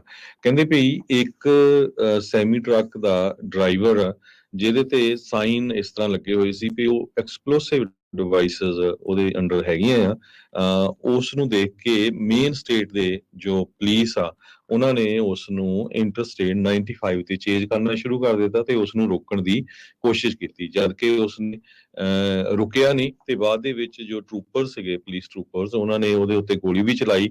ਇਨ ਦਾ ਮੀਨ ਟਾਈਮ ਉਹ ਕੈਨੇਡੀਅਨ ਪੋਰਟ ਆਫ ਐਂਟਰੀ ਜੋ ਵੁੱਡਸਟਾਕ ਨਿਊ ਬਰੰਸਵਿਕ ਏਰੀਆ ਦੇ ਵਿੱਚ ਆ, ਉਹਦੇ 'ਚ ਐਂਟਰ ਕਰ ਗਿਆ। ਬਾਅਦ 'ਚ ਕੈਨੇਡਾ ਦੀ ਜੋ ਬਾਰਡਰ ਦੇ ਉੱਤੇ ਪੁਲਿਸ ਸੀ ਉਹਨਾਂ ਨੇ ਵੀ ਉਸ ਨੂੰ ਅਰੈਸਟ ਕਰ ਲਿਆ ਤੇ ਬਾਰਡਰ ਕ੍ਰਾਸਿੰਗ ਨੂੰ ਟੈਂਪਰੇਰੀਲੀ ਕਲੋਜ਼ ਕਰਨਾ ਪਿਆ। ਕ੍ਰਾਈਮ ਸੀਨ ਟੈਕਨੀਸ਼ੀਅਨਸ ਤੇ ਮੇਨ ਸਟਰੀਟ ਦੀ ਜੋ ਪੁਲਿਸ ਬੰਬ ਸਕੁਆਡ ਆ, ਉਹਨਾਂ ਨੇ ਦੋਨਾਂ ਨੇ ਉੱਥੇ ਇਨਵੈਸਟੀਗੇਸ਼ਨ ਕੀਤੀ। ਲਾਸਟ ਨਾਈਟ ਤੱਕ, ਲੇਟ ਤੱਕ ਇਨਵੈਸਟੀਗੇਸ਼ਨ ਹੁੰਦੀ ਰਹੀ। ਆਫੀਸ਼ੀਅਲਸ ਦੋਨਾਂ ਸਾਈਡਾਂ ਤੇ, ਕੈਨੇਡਾ ਵਾਲੇ ਵੀ ਤੇ ਅਮਰੀਕਾ ਵਾਲੇ ਤੇ ਵੀ ਕਹਿੰਦੇ ਆਮ ਲੋਕਾਂ ਨੂੰ ਕਿਸੇ ਤਰ੍ਹਾਂ ਦਾ ਕੋਈ ਖਤਰਾ ਹੈ ਨਹੀਂ। ਪਰ ਇਹ ਸਾਰਾ ਕੁਝ ਕੱਲ ਸਵੇਰੇ 10:40 ਤੇ ਵਾਪਰਿਆ ਤੇ ਪੂਰਾ ਦਿਨ ਫਿਰ ਜੋ ਲੋਕ ਉਸ ਬਾਰਡਰ ਦੇ ਰਾਹੀਂ ਆਉਂਦੇ ਹੈਗੇ ਆ, ਉਹਨਾਂ ਨੂੰ ਬਹੁਤ ਮੁਸ਼ਕਲ ਆਈ। ਟੋਨੀ ਹਾਲਫੋਰਡ 42 ਸਾਲਾਂ ਦੇ ਪ੍ਰੋਵੀਡੈਂਸ ਰੋਡ ਆਈਲੈਂਡ ਤੋਂ ਆ, ਉਹਨਾਂ ਨੂੰ ਚਾਰਜ ਕੀਤਾ ਗਿਆ ਹੈਗਾ aggravated reckless conduct, terrorizing, failure to stop, ਇਹ ਸਾਰੇ ਚਾਰजेस ਉਹਦੇ ਉੱਤੇ ਲਾਏ ਹੈਗੇ ਆ ਤੇ ਉਸ ਨੂੰ ਐਰੂਸਟੋਕ ਕਾਉਂਟੀ ਦੀ ਜੋ ਜੇਲ੍ਹ ਆ ਉਹਦੇ ਵਿੱਚ ਕੈਦੀ ਬਣਾ ਕੇ ਰੱਖ ਲਿਆ ਗਿਆ ਆ ਤੇ ਮੇਨ ਸਟੇਟ ਪੁਲਿਸ ਜੋ ਆ ਤੇ ਉੱਥੇ ਦੇ ਸਟੇਟ ਜਨਰਲਸ ਆ, ਸਟੇਟ ਅਟਾਰਨੀ ਜਨਰਲਸ ਆ, ਉਹਨਾਂ ਦੇ ਆਫਿਸ ਤੇ ਕੈਨੇਡੀਅਨ ਅਥਾਰਟੀਜ਼ ਜੁਆਇੰਟਲੀ ਇਨਵੈਸਟੀਗੇਟ ਕਰ ਰਹੇ ਇਸ ਇਨਸੀਡੈਂਟ ਜੀ। ਅਮਰੀਕਾ ਤੇ ਚੀਨ ਦੇ ਰਿਸ਼ਤੇ ਲੈ ਕੇ ਜਿਹੜਾ ਕਹਿ ਲਓ ਵੀ ਕੜਵਾਹਟ ਆ ਉਹ ਨਜ਼ਰ ਆਈ ਆ। ਸਿੰਗਾਪੁਰ ਦੇ ਵਿੱਚ ਦੋਨਾਂ ਹੀ ਮੁਲਕਾਂ ਦੇ ਟੌਪ ਦੇ ਡਿਫੈਂਸ ਦੇ ਜਿਹੜੇ ਲੀਡਰ ਆ ਉੱਥੇ ਪਹੁੰਚੇ ਸੀਗੇ। ਯੂਐਸ ਵਾਲੇ ਚਾਹ ਰਹੇ ਸੀਗੇ, ਜਿਹੜੇ ਸਾਡੇ ਡਿਫੈਂਸ ਸਕੱਤਰ ਨੇ ਲਾਇਡ ਆਸਟਨ, ਉਹ ਬੀਜਿੰਗ ਚੀਨ ਦੇ ਜਿਹੜੇ ਡਿਫੈਂਸ ਕਾਊਂਟਰ ਪਾਰਟ ਹੈ ਲੀ ਸ਼ੈਂਗਫੂ, ਉਹਨਾਂ ਦੇ ਨਾਲ ਮੁਲਾਕਾਤ ਕਰਨ, ਪਰ ਚੀਨ ਨੇ ਇਸ ਗੱਲਬਾਤ ਨੂੰ ਨਾ ਕਰ ਦਿੱਤੀ ਆ। ਬੀਜਿੰਗ ਨੇ, ਚੀਨ ਨੇ ਇਹ ਦੋਸ਼ ਲਾਏ ਆ ਵੀ ਯੂਐਸ ਨੇ ਜਿਹੜੇ ਸੈਂਕਸ਼ਨ ਲਾਏ ਉਹਨਾਂ ਦੇ ਡਿਫੈਂਸ ਮਿਨਿਸਟਰ ਦੇ ਉੱਤੇ, ਉਹਦੇ ਕਰਕੇ ਇਹ ਜਿਹੜੀ ਇਨੋਵੇਸ਼ਨ ਦੀ ਲਈ ਉਸ ਨੂੰ ਉਹ ਰਿਜੈਕਟ ਕਰ ਰਹੇ ਆ, ਰੱਦ ਕਰ ਰਹੇ ਆ। ਸੋ ਇਹ 2 ਜੂਨ ਤੋਂ 4 ਜੂਨ ਦੇ ਦਰਮਿਆਨ ਸ਼ੈਂਗਰੀ-ਲਾ ਡਾਇਲੌਗ, ਇਹ ਕਹਿੰਦੇ ਵੀ ਇੱਕ ਸਾਲਾਨਾ ਸਿਕਿਉਰਿਟੀ ਫੋਰਮ ਉੱਥੇ ਹੁੰਦਾ ਆ, ਜਿੱਥੇ ਅਮਰੀਕਾ ਦੇ ਡਿਫੈਂਸ ਸੈਕਟਰੀ ਲਾਇਡ ਆਸਟਨ ਤੇ ਚਾਈਨੀਜ਼ ਡਿਫੈਂਸ ਮਿਨਿਸਟਰ ਲੀ ਸ਼ੈਂਗਫੂ ਵੀ ਪਹੁੰਚਣੇ ਸੀ। ਪੈਂਟਾਗਨ ਨੇ ਸਿਫਾਰਿਸ਼ ਕੀਤੀ ਸੀ ਵੀ ਆਪਸ 'ਚ ਮੁਲਾਕਾਤ ਹੋਣ। ਉਹ ਚੀਨ ਦੇ ਨਾਲ ਅਮਰੀਕਾ ਦਾ ਆਪਾਂ ਨੂੰ ਪਤਾ ਹੀ ਆ ਵੀ ਰਿਸ਼ਤੇ ਕਿਸ ਪਾਸੇ ਵੱਲ ਨੂੰ ਜਿਹੜੇ ਉਹ ਵੱਧ ਰਹੇ ਆ, ਖਾਸ ਕਰਕੇ ਜਿਹੜੇ ਸਾਊਥ ਚਾਈਨਾ ਸੀ, ਚਾਈਨੀਜ਼ ਸਪਾਈ ਬਲੂਨ, ਰਸ਼ੀਆ ਦੀ ਵਾਰ ਜਿਹੜੀ ਯੂਕਰੇਨ ਦੇ ਵਿੱਚ ਚੀਨ ਦੇ ਦੁਆਰਾ ਜਿਹੜੀ ਉਸ ਦੀ ਸਪੋਰਟ ਕਰਨੀ, ਤਾਈਵਾਨ ਨੂੰ ਲੈ ਕੇ, ਹਾਂਗਕਾਂਗ ਨੂੰ ਲੈ ਕੇ, ਨੈਂਸੀ ਪਲੋਸੀ ਦਾ ਉੱਥੇ ਦੌਰਾ ਕਰਨਾ, ਇਹ ਸਾਰੀਆਂ ਚੀਜ਼ਾਂ ਨੂੰ ਲੈ ਕੇ ਅਮਰੀਕਾ ਤੇ ਚੀਨ ਦੇ ਜਿਹੜੇ ਰਿਸ਼ਤੇ ਆ ਇਸ ਟਾਈਮ ਠੀਕ ਕਹਿ ਸਕਦੇ ਆ ਵੀ ਨਹੀਂ, ਕਾਫੀ ਜ਼ਿਆਦਾ ਤਣਾਅ ਦੇ ਵਿੱਚ ਬਣੇ ਪਏ ਹੈਗੇ ਆ। ਸੋ ਚਾਈਨੀਜ਼ ਫੋਰਨ ਮਿਨਿਸਟਰੀ ਦੇ ਜਿਹੜੇ ਸਪੋਕਸ ਪਰਸਨ ਆ, ਉਹਨਾਂ ਨੇ ਇਹੀ ਕਿਹਾ ਵੀ ਇਹ ਜਿਹੜੀਆਂ ਯੂਐਸ ਦੀਆਂ ਸੈਂਕਸ਼ਨਸ ਲਾਈਆਂ ਹੋਈਆਂ ਆ ਉਹਨਾਂ ਦੇ ਡਿਫੈਂਸ ਮਿਨਿਸਟਰ ਦੇ ਉੱਤੇ 2018 ਤੋਂ ਲੱਗੀਆਂ ਹੋਈਆਂ ਨੇ, ਉਹਦੇ ਕਰਕੇ ਇਹ ਇਸ ਮੀਟਿੰਗ ਨੂੰ ਰਿਜੈਕਟ ਕਰ ਰਹੇ ਆ। ਜੀ, ਅਗਲੀ ਖਬਰ ਫਲੋਰੀਡਾ ਦੇ ਗਵਰਨਰ ਵੱਲੋਂ ਆ ਰਹੀ ਆ। ਜੋ ਫਲੋਰੀਡਾ ਸਟੇਟ ਦੇ ਵਿੱਚ ਨਵਾਂ ਇਮੀਗ੍ਰੇਸ਼ਨ ਦਾ ਲਾਅ ਪਾਸ ਕੀਤਾ ਗਿਆ ਆ, ਉਹ ਇੱਕ ਬਿਜ਼ਨੈਸਸ ਤੇ ਵਰਕਰਸ ਦੇ ਲਈ ਬੜਾ ਸਖਤ ਹੈਗਾ ਆ। ਜੂਨ 1 ਨੂੰ ਜੋ ਲਟੀਨੋ ਟਰੱਕ ਡਰਾਈਵਰਸ ਆ ਸਪੈਨਿਸ਼ ਮੂਲ ਦੇ, ਉਹਨਾਂ ਨੇ ਇਹ ਕਿਹਾ ਵੀ ਅਸੀਂ ਕਿਸੇ ਤਰ੍ਹਾਂ ਦੀ ਵੀ ਜਿਹੜੀ ਡਿਲੀਵਰੀ ਆ ਉਹ ਫਲੋਰੀਡਾ ਸਟੇਟ ਦੇ ਵਿੱਚ ਨਹੀਂ ਕਰਾਂਗੇ। ਇਮੀਗ੍ਰੈਂਟ ਲੇਬਰ ਸਟ੍ਰਾਈਕ ਜੂਨ 1 ਨੂੰ ਅਨਾਉਂਸ ਕੀਤੀ ਗਈ ਹੈ, ਜਿਹਦੇ ਵਿੱਚ ਬਹੁਤ ਸਾਰੇ ਬਿਜ਼ਨੈਸਸ ਆ, ਉਹਨਾਂ ਨੇ ਵੀ ਇਹ ਕਿਹਾ ਵੀ ਅਸੀਂ ਆਪਣੇ ਡੋਰ ਆ ਉਹ ਸ਼ਟ ਡਾਊਨ ਕਰਨ ਜਾ ਰਹੇ ਆ, ਜੋ ਨਵਾਂ ਬਿੱਲ ਗਵਰਨਰ ਰੌਨ ਡਿਸੈਂਟਿਸ ਵੱਲੋਂ ਲਿਆਇਆ ਗਿਆ ਹੈਗਾ। ਇਹ ਨਵਾਂ ਬਿੱਲ ਜੋ ਸੈਨੇਟ ਬਿੱਲ 1718 ਆ, 1 ਜੁਲਾਈ ਤੋਂ ਲਾਗੂ ਹੋ ਜਾਣਾ ਆ, ਤੇ ਬਹੁਤ ਹੀ ਸਟ੍ਰਿਕਟ ਇਮੀਗ੍ਰੇਸ਼ਨ ਲਾਅ ਆ ਪੂਰੇ ਅਮਰੀਕਾ ਦੇ ਵਿੱਚ। ਇਹਦੇ ਮੁਤਾਬਕ ਕਹਿੰਦੇ ਭਈ ਫਲੋਰੀਡਾ ਦੀ state billions of dollar lose ਵੀ ਕਰੂਗੀ।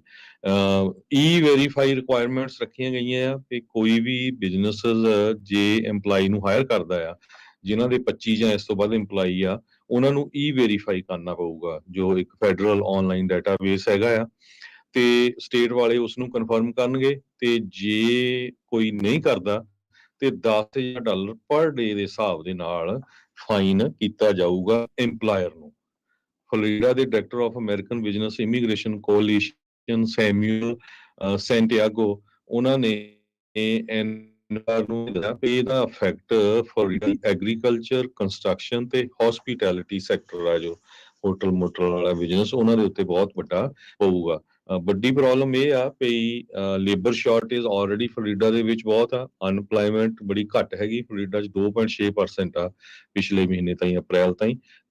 ਤੇ ਫਲੋਰੀਡਾ ਦੀ ਪਾਲਿਸੀ ਇੰਸਟੀਚਿਊਟ ਇੱਕ non profit policy research group ਆ, ਉਹ ਕਹਿੰਦੇ ਵੀ ਅਨਡਾਕੂਮੈਂਟਡ ਬੰਦਿਆਂ ਤੋਂ ਬਿਨਾਂ ਜੋ 10% ਦੇ ਕਰੀਬ ਵਰਕ ਫੋਰਸ ਆ, ਉਹ ਆਪਾਂ ਲੂਜ਼ ਕਰ ਜਾਾਂਗੇ, ਜਿਹੜੇ ਇਸ ਟਾਈਮ ਲੱਗੇ ਹੋਏ ਹੈਗੇ ਆ, ਜਿਹਦੇ ਨਾਲ $12.6 ਬਿਲੀਅਨ ਫਲੋਰੀਡਾ ਦਾ ਜੋ GDP ਆ 1 ਸਾਲ ਦੇ ਵਿੱਚ ਲਗਭਗ ਜੋ 1.1% ਬਣਦਾ, ਉਹ ਲੂਜ਼ ਹੋ ਜਾਊਗਾ। ਸੋ ਤੁਸੀਂ ਕਹਿੰਦੇ ਆਲਰੇਡੀ ਦੇਖ ਸਕਦੇ ਆ ਵੀ ਉੱਥੇ ਬਹੁਤ ਸਾਰੇ ਕੰਸਟਰਕਸ਼ਨ ਸਾਈਟਸ, ਜਿੱਥੇ ਕੰਸਟਰਕਸ਼ਨ ਚੱਲਦੀ ਆ, ਉਹ ਖਾਲੀ ਪਏ ਆ। ਫਰੂਟ ਤੇ ਵੈਜੀਟੇਬਲ ਦੇ ਜੋ ਫੀਲਡਸ ਹੈਗੇ ਆ, ਉੱਥੇ ਬੰਦੇ ਨਹੀਂ ਮਿਲ ਰਹੇ ਹੈਗੇ, ਆਲਰੇਡੀ ਲੋਕਾਂ ਨੇ ਉੱਥੋਂ ਮੂਵ ਆਊਟ ਕਰਨਾ ਸ਼ੁਰੂ ਕਰ ਦਿੱਤਾ ਹੈਗਾ ਆ। ਫਲੋਰੀਡਾ ਦੇ ਡਿਪਾਰਟਮੈਂਟ ਆਫ ਇਕਨੋਮਿਕ ਓਪਰਚੁਨਿਟੀ ਨੇ ਕਿਹਾ ਵੀ ਅਸੀਂ ਈ ਵੈਰੀਫਾਈ ਰਿਕੁਆਇਰਮੈਂਟ ਨੂੰ ਲਾਗੂ ਕਰਾਂਗੇ, ਤੇ ਮੇਰੇ ਤੇ ਪਹਿਲਾਂ $10,000 ਕਹਿ ਹੋ ਗਿਆ ਸੀ ਫਾਈਨ ਪਰ ਡੇ, ਐਕਚੁਅਲੀ ਉਹ $1,000 ਪਰ ਡੇ ਆ, ਇੱਕ ਮਹੀਨੇ ਦਾ $30,000 ਹੋਊਗਾ ਜੇ ਇੱਕ EMPLOYE ਤੁਹਾਡਾ ਪਰ ਡੇ ਦੇ ਹਿਸਾਬ ਨਾਲ ਇਲੀਗਲ ਹਾਇਰ ਕੀਤਾ ਹੈਗਾ। ਸੋ ਉੱਥੇ ਬਹੁਤ ਸਟ੍ਰਿਕਟ ਲਾ ਆ, ਤੇ ਇਸ ਤੋਂ ਬਿਨਾਂ ਕਹਿੰਦੇ ਭਈ ਕੋਈ ਹੋਰ ਸਟੇਟ ਦਾ ਡਰਾਈਵਰ ਡਰਾਈਵਿੰਗ ਲਾਇਸੈਂਸ ਤੇ ਉੱਥੇ ਗਿਆ ਆ, ਜਿਸ ਤਰ੍ਹਾਂ ਜਿੱਥੇ ਰਿਕੁਆਇਰਮੈਂਟ ਨਹੀਂ ਤੁਹਾਡੇ ਇਮੀਗ੍ਰੈਂਟ ਹੋਣ ਦੀ, ਜਿੱਦਾਂ ਕੈਲੀਫੋਰਨੀਆ ਸਾਡੀ ਸਟੇਟ ਆ, ਇੱਥੇ ਤੁਸੀਂ ਜੇ ਅਨਡਾਕੂਮੈਂਟਡ ਹੈਗੇ ਆ ਤੇ ਡਰਾਈਵਿੰਗ ਲਾਇਸੈਂਸ ਲੈ ਸਕਦੇ ਆ। ਜੇ ਤੁਸੀਂ ਫਲੋਰੀਡਾ ਦੇ ਵਿੱਚ ਜਾਓਗੇ ਤੇ ਉਹ ਤੁਹਾਨੂੰ ਅਰੈਸਟ ਕਰ ਲਿਆ ਜਾਊਗਾ। ਤੇ ਜੋ ਬੱਚਿਆਂ ਨੂੰ ਬੈਨੀਫਿਟ ਦਿੱਤੇ ਜਾਂਦੇ ਹੈਗੇ ਆ, ਜਾਂ ਉਹਨਾਂ ਨੂੰ ਹਸਪੀਟਲ ਦੇ ਵਿੱਚ ਜਾਣਾ ਪੈਣਾ, ਉਹਨਾਂ ਸਾਰਿਆਂ ਦਾ ਜੋ ਡਾਟਾ ਆ ਉਹ ਕ੍ਰੀਏਟ ਕੀਤਾ ਜਾਊਗਾ। ਸੋ ਜੇ ਕੋਈ ਬੰਦਾ ਇਮੀਗ੍ਰੈਂਟਸ ਜਿੱਦਾਂ ਇਲੀਗਲ ਅਨਡਾਕੂਮੈਂਟਡ ਬੰਦਿਆਂ ਨੂੰ ਟਰਾਂਸਪੋਰਟ ਕਰੂਗਾ, ਪਹਿਲਾ ਅਫੈਂਸ ਉਹਦਾ ਇਹ ਹੋਊਗਾ ਵੀ 5 ਸਾਲਾਂ ਦੀ ਸਜ਼ਾ ਤੇ $5,000 ਪਰ ਕਾਊਂਟ ਉਹਦਾ ਫਾਈਨ ਹੋਊਗਾ। ਸੋ ਤੁਹਾਡੀ ਕਾਰ ਦੇ ਵਿੱਚ ਜਾਂ ਟਰੱਕ ਦੇ ਵਿੱਚ ਕੋਈ ਅਨਡਾਕੂਮੈਂਟਡ ਬੰਦਾ ਹੋਇਆ, ਪੁਲਿਸ ਨੇ ਫੜ ਲਿਆ, ਤੇ ਉਹਨਾਂ ਨੂੰ $5,000 ਪਰ ਕਾਊਂਟ ਫਾਈਨ ਤੇ 5 ਸਾਲ ਦੀ ਜੋ ਸਜ਼ਾ ਹੋਊਗੀ। ਸੋ ਬਹੁਤ ਹੀ ਸਖਤ ਜੋ ਲਾਅ ਆ ਉਹ ਫਲੋਰੀਡਾ ਦੇ ਵਿੱਚ ਲਾਏ ਗਏ ਹੈਗੇ ਆ। ਇੱਕ ਬੜੀ ਹੈਰਾਨੀ ਦੀ ਗੱਲ ਆ, ਫਲੋਰੀਡਾ ਦੀ ਜੋ ਪਾਲਿਸੀ ਇੰਸਟੀਚਿਊਟ ਆ, ਉਹਨਾਂ ਨੇ ਐਸਟੀਮੇਟ ਕੀਤਾ ਵੀ 1,30,000 ਦੇ ਕਰੀਬ ਜੋ ਅਮਰੀਕਨ ਸਿਟੀਜ਼ਨ ਆ ਫਲੋਰੀਡਾ ਦੇ ਵਿੱਚ, ਉਹ ਅਨਡਾਕੂਮੈਂਟਡ ਇਮੀਗ੍ਰੈਂਟਸ ਨੂੰ ਵਿਆਹੇ ਹੋਏ ਆ, ਤੇ ਉਹਨਾਂ ਦੇ ਤਾਂ ਘਰ ਵਾਲੀਆਂ ਜਾਂ ਘਰ ਵਾਲੇ ਹਜੇ ਤੱਕ ਅਨਡਾਕੂਮੈਂਟਡ ਆ। ਸੋ ਉਹਨਾਂ ਦੀ ਜਿਹੜੀ ਸਿਚੁਏਸ਼ਨ ਆ ਉਹ ਇਸ ਸਿਚੁਏਸ਼ਨ ਦੇ ਵਿੱਚ ਕੀ ਬਣੂਗੀ। ਧੱਕਾ ਕਰਨ ਦੇ ਤੇ ਆਇਆ ਜੀ ਡਿਸੈਂਟਸ, ਹੁਣ ਇਦਾਂ ਲੱਗ ਰਿਹਾ ਆ ਹੁਣ ਆਪਣੇ ਆਪ ਨੂੰ ਸਖਤ ਪੇਸ਼ ਕਰ ਰਿਹਾ ਇਮੀਗ੍ਰੇਸ਼ਨ ਦੇ ਉੱਤੇ, ਪਰ ਉਹਦੇ ਚੱਲਦਿਆਂ ਫਲੋਰੀਡਾ ਦਾ ਕੀ ਹਾਲ ਹੋਊਗਾ ਇਹ ਹੁਣ ਦੇਖਣਾ। ਆਪਾਂ ਕੈਲੀਫੋਰਨੀਆ ਦੀਆਂ ਉਦਾਹਰਨਾਂ ਤਾਂ ਦੱਸਦੇ ਰਹਿੰਦੇ ਆ, ਹੁਣ ਫਲੋਰੀਡਾ ਇੱਕ ਨਵਾਂ ਕੇਸ ਸਟੱਡੀ ਜਿਹੜੀ ਉਹ ਨਾ ਬਣ ਜਾਵੇ। ਹੁਣ ਡਿਸੈਂਟਸ ਨੇ ਦੇਖੋ ਜਦੋਂ ਰਨ ਕਰਨਾ ਸੀ, ਉਹਨੇ ਖੁਦ ਆਪ ਕੀ ਕੀਤਾ। ਫਲੋਰੀਡਾ ਦਾ ਰੂਲ ਆ ਵੀ ਜੇ ਤੁਸੀਂ ਗਵਰਨਰ ਆ ਤਾਂ ਤੁਹਾਨੂੰ ਰਿਜ਼ਾਈਨ ਕਰਨਾ ਪੈਂਦਾ ਆ ਜੇ ਪ੍ਰੈਜ਼ੀਡੈਂਟ ਦੇ ਲਈ ਰਨ ਕਰਨਾ ਆ। ਪਰ ਇਹ ਮਿੱਤਰ ਨੇ ਆਪਣੇ ਐਲਾਨ ਕਰਨ ਤੋਂ ਕੁਝ ਘੰਟੇ ਪਹਿਲਾਂ ਜਾਂ ਕੁਝ ਦਿਨ ਪਹਿਲਾਂ ਉਸਨੇ ਇੱਕ ਬਿੱਲ ਦੇ ਉੱਤੇ ਸਾਈਨ ਕਰ ਦਿੱਤਾ, ਜਿਹਦੇ ਵਿੱਚ ਰਿਜ਼ਾਈਨ ਟੂ ਰਨ ਲਾ ਆ, ਉਸ ਨੂੰ ਉਸਨੇ ਓਵਰਟਰਨ ਬੇਸਿਕਲੀ ਕਰ ਦਿੱਤਾ। ਉਹ ਕਹਿੰਦਾ ਵੀ ਹੁਣ ਮੈਨੂੰ ਰਿਜ਼ਾਈਨ ਕਰਨ ਦੀ ਲੋੜ ਨਹੀਂ ਆ। ਡਿਸੈਂਟਿਸ ਚਾਹੁੰਦਾ ਆ ਵੀ ਮੇਰੀਆਂ 5 ਨਹੀਂ 10 ਦੀਆਂ 10 ਹੀ ਉਂਗਲਾਂ ਹੀ ਜਿਹੜੀਆਂ ਘਿਓ ਦੇ ਵਿੱਚ ਰਹਿਣ, ਵੀ ਜੇ ਉਧਰਲੇ ਪਾਸੇ ਗੱਲ ਨਹੀਂ ਵੀ ਬਣਦੀ ਤਾਂ ਮੇਰੀ ਗਵਰਨਰਸ਼ਿਪ ਆ ਜਿਹੜੀ ਐਟਲੀਸਟ ਉਹ ਨਾ ਜਾਵੇ। ਸੋ ਇਮੀਗ੍ਰੇਸ਼ਨ ਉੱਥੇ ਦੀਆਂ ਕਈ ਵੀਡੀਓਜ਼ ਜਿਹੜਾ ਇਹ ਇਮੀਗ੍ਰੇਸ਼ਨ ਵਾਲੇ ਰੂਲ ਤੋਂ ਬਾਅਦ 'ਚ ਹਰਜੋਤ ਸਿੰਘ ਜੀ ਆਈਆਂ ਸਾਹਮਣੇ, ਵੀ ਕਿੱਦਾਂ ਜਿਹੜੇ ਕੰਸਟਰਕਸ਼ਨ ਦਾ ਕੰਮ ਤੇ ਹੋਰ ਕਈ ਕੰਮ ਆ ਉਹ ਠੱਪ ਹੋਏ। ਹੁਣ ਰਿਐਲਿਟੀ ਐਗਜ਼ੈਕਟਲੀ ਕੀ ਆ ਇਹ ਤਾਂ ਹੁਣ ਥੋੜੇ ਦਿਨਾਂ ਬਾਅਦ ਜਿਹੜੀ ਇਵੈਂਚੁਅਲੀ ਪਤਾ ਜਿਹੜੀ ਉਹ ਲੱਗਣੀ ਸ਼ੁਰੂ ਹੋਊਗੀ। ਜਿੱਦਾਂ ਤੋਂ ਹੁਣ ਲਾਗੂ ਹੋ ਜਾਣਾ, ਕੋਈ ਵੀ ਕੰਪਨੀ ਵਾਲੇ ਜਿਹੜੇ ਉਹ ਨਹੀਂ ਚਾਹੁੰਦੇ ਹੈਗੇ। ਆਈ ਥਿੰਕ ਇੱਕ ਮੂਵੀ ਵੀ ਆਈ ਸੀ ਬਹੁਤ ਚਿਰ ਪਹਿਲਾਂ ਅਮਰੀਕਾ ਦੇ ਵਿੱਚ, ਡੇ ਵਿਦਆਊਟ ਇਮੀਗ੍ਰੈਂਟ ਕਰਕੇ ਨਾ, ਉਹਦੇ ਵਿੱਚ ਕਹਿੰਦੇ ਵੀ ਪਤਾ ਲੱਗਦਾ ਵੀ ਕਿੱਦਾਂ ਇਮੀਗ੍ਰੈਂਟਸ ਕਈਆਂ ਦੇ ਡਾਕੂਮੈਂਟ ਹੈਗੇ ਆ, ਕਈ ਨਹੀਂ ਹੈਗੇ। ਇਸ ਮਸਲੇ ਦੇ ਵਿੱਚ ਕੀ ਆ ਵੀ ਜਿਹੜੇ ਅਨਡਾਕੂਮੈਂਟਡ ਆ ਉਹਨਾਂ ਦੇ ਉੱਤੇ ਤਾਂ ਸ਼ਿਕੰਜਾ ਇਹ ਕੱਸ ਹੀ ਰਹੇ ਆ। ਜਿਹੜੇ ਡਾਕੂਮੈਂਟਡ ਇਮੀਗ੍ਰੈਂਟ ਵੀ ਉਹ ਵੀ ਡਰ ਜਾਂਦੇ ਆ, ਉਹ ਵੀ ਫਿਰ ਇਹੋ ਜਿਹੀਆਂ ਥਾਵਾਂ ਦੇ ਉੱਤੇ ਜਾਣ ਤੋਂ ਫਿਰ ਉਹ ਗੁਰੇਜ਼ ਕਰਦੇ ਆ ਵੀ ਕੱਲ ਨੂੰ ਕੀ ਪਤਾ ਵੀ ਭਾਈ ਸਾਡੇ ਨਾਲ ਸਾਨੂੰ ਫੜੋ ਫੜਾਈ ਜਿਹੜੀ ਉਹ ਨਾ ਹੋ ਜਾਵੇ। ਸੋ ਕਿਤੇ ਨਾ ਕਿਤੇ ਡਰ ਸਹਿਮ ਵਾਲਾ ਮਾਹੌਲ ਪੈਦਾ ਹੋ ਜਾਂਦਾ ਆ। ਕਾਨੂੰਨ ਹੁਣ ਕਿਸ ਤਰੀਕੇ ਦੇ ਨਾਲ ਐਨਫੋਰਸ ਹੋਣਗੇ ਇਹ ਦੇਖਣ ਵਾਲੀ ਗੱਲ ਆ, ਕਿਉਂਕਿ ਕਾਨੂੰਨ ਤਾਂ ਮੁਲਕ ਦੇ ਵਿੱਚ ਹੋਰ ਵੀ ਕਈ ਬੜੇ ਸਖਤ ਜਿਹੜੇ ਉਹ ਚੱਲਦੇ ਰਹਿੰਦੇ ਆ, ਪਰ ਉਹ ਐਨਫੋਰਸ ਹੁੰਦੇ ਆ ਕਿ ਨਹੀਂ ਹੁੰਦੇ ਆ ਉਹ ਦੇਖਣ ਵਾਲੀ ਗੱਲ ਹੋਊਗੀ। ਪਰ ਜਿਹੜੇ ਫਲੋਰੀਡਾ ਦੇ ਗਵਰਨਰ ਆ ਉਹ ਦੇਖਣਗੇ, ਉਹ ਲੱਗ ਰਿਹਾ ਆ ਉਹਨਾਂ ਨੂੰ, ਉਹ ਲੱਗ ਰਿਹਾ ਵੀ ਇਸ ਚੀਜ਼ ਨੂੰ ਐਨਫੋਰਸ ਜਿਹੜਾ ਆ ਉਹ ਤੇਜ਼ੀ ਦੇ ਨਾਲ ਕਰ ਸਕਦੇ ਆ। ਆਪਣੇ ਵੀ ਬਹੁਤ ਸਾਰੇ ਜਿਹੜੇ ਟਰੱਕਰਸ ਡਰਾਈਵ ਜਿਹੜੇ ਕਰਦੇ ਉਹ ਫਲੋਰੀਡਾ ਵੱਲ ਨੂੰ ਜਾਂਦੇ ਹੋਣਗੇ, ਉਹਨਾਂ ਦੇ ਵੀ ਮਨ ਦੇ ਵਿੱਚ ਖਿਆਲ ਆਉਂਦਾ ਹੋਊਗਾ ਵੀ ਹੁਣ ਆਪਾਂ ਇੱਧਰ ਨੂੰ ਪੰਗਾ ਲੈਣਾ ਆ ਕਿ ਨਹੀਂ ਲੈਣਾ, ਵੀ ਕੱਲ ਨੂੰ ਰੋਕ ਲਿਆ ਜਾਂ ਨਹੀਂ ਰੋਕਿਆ ਜਾਂ ਰੋਕ ਲਿਆ ਤੇ ਉਸ ਤੋਂ ਬਾਅਦ ਦੇ ਵਿੱਚ ਕੀ ਜਿਹੜਾ ਉਹ ਬਣੂਗਾ। ਤੇ ਜਿਹੜੀ ਤੁਸੀਂ ਅਖੀਰ ਦੇ ਵਿੱਚ ਦੱਸਿਆ ਵੀ ਲੱਖ ਤੋਂ ਵੱਧ ਅਜਿਹੇ ਲੋਕ ਨੇ ਜਿਹੜੇ ਅਨਡਾਕੂਮੈਂਟਡ ਦੇ ਨਾਲ ਵਿਆਹੇ ਹੋਏ ਆ, ਉਹਨਾਂ ਦੇ ਲਈ ਵੀ ਚੰਗੀ ਜਿਹੜੀ ਇੱਕ ਮੁਸ਼ਕਲ ਦੀ ਘੜੀ ਸਾਹਮਣੇ ਆਵੇਗੀ। ਜੀ ਬਿਲਕੁਲ। ਜੀ ਅਗਲੀ ਖਬਰ ਵੱਲ ਚਲੀਏ। ਯੂਕਰੇਨ ਦੀ ਜੋ ਵਾਰ ਆ, ਉਹ ਲੜਾਈ ਆ, ਉਹ ਮਾਸਕੋ ਦੇ ਵਿੱਚ ਆਲਰੇਡੀ ਐਂਟਰ ਕਰ ਗਈ ਆ। ਮਾਸਕੋ ਦੀ ਇੱਕ ਹਾਈ ਰਾਈਜ਼ ਬਿਲਡਿੰਗ ਨੂੰ ਡਰੋਨਸ ਦੇ ਰਾਹੀਂ ਅਟੈਕ ਕੀਤਾ ਗਿਆ ਹੈਗਾ।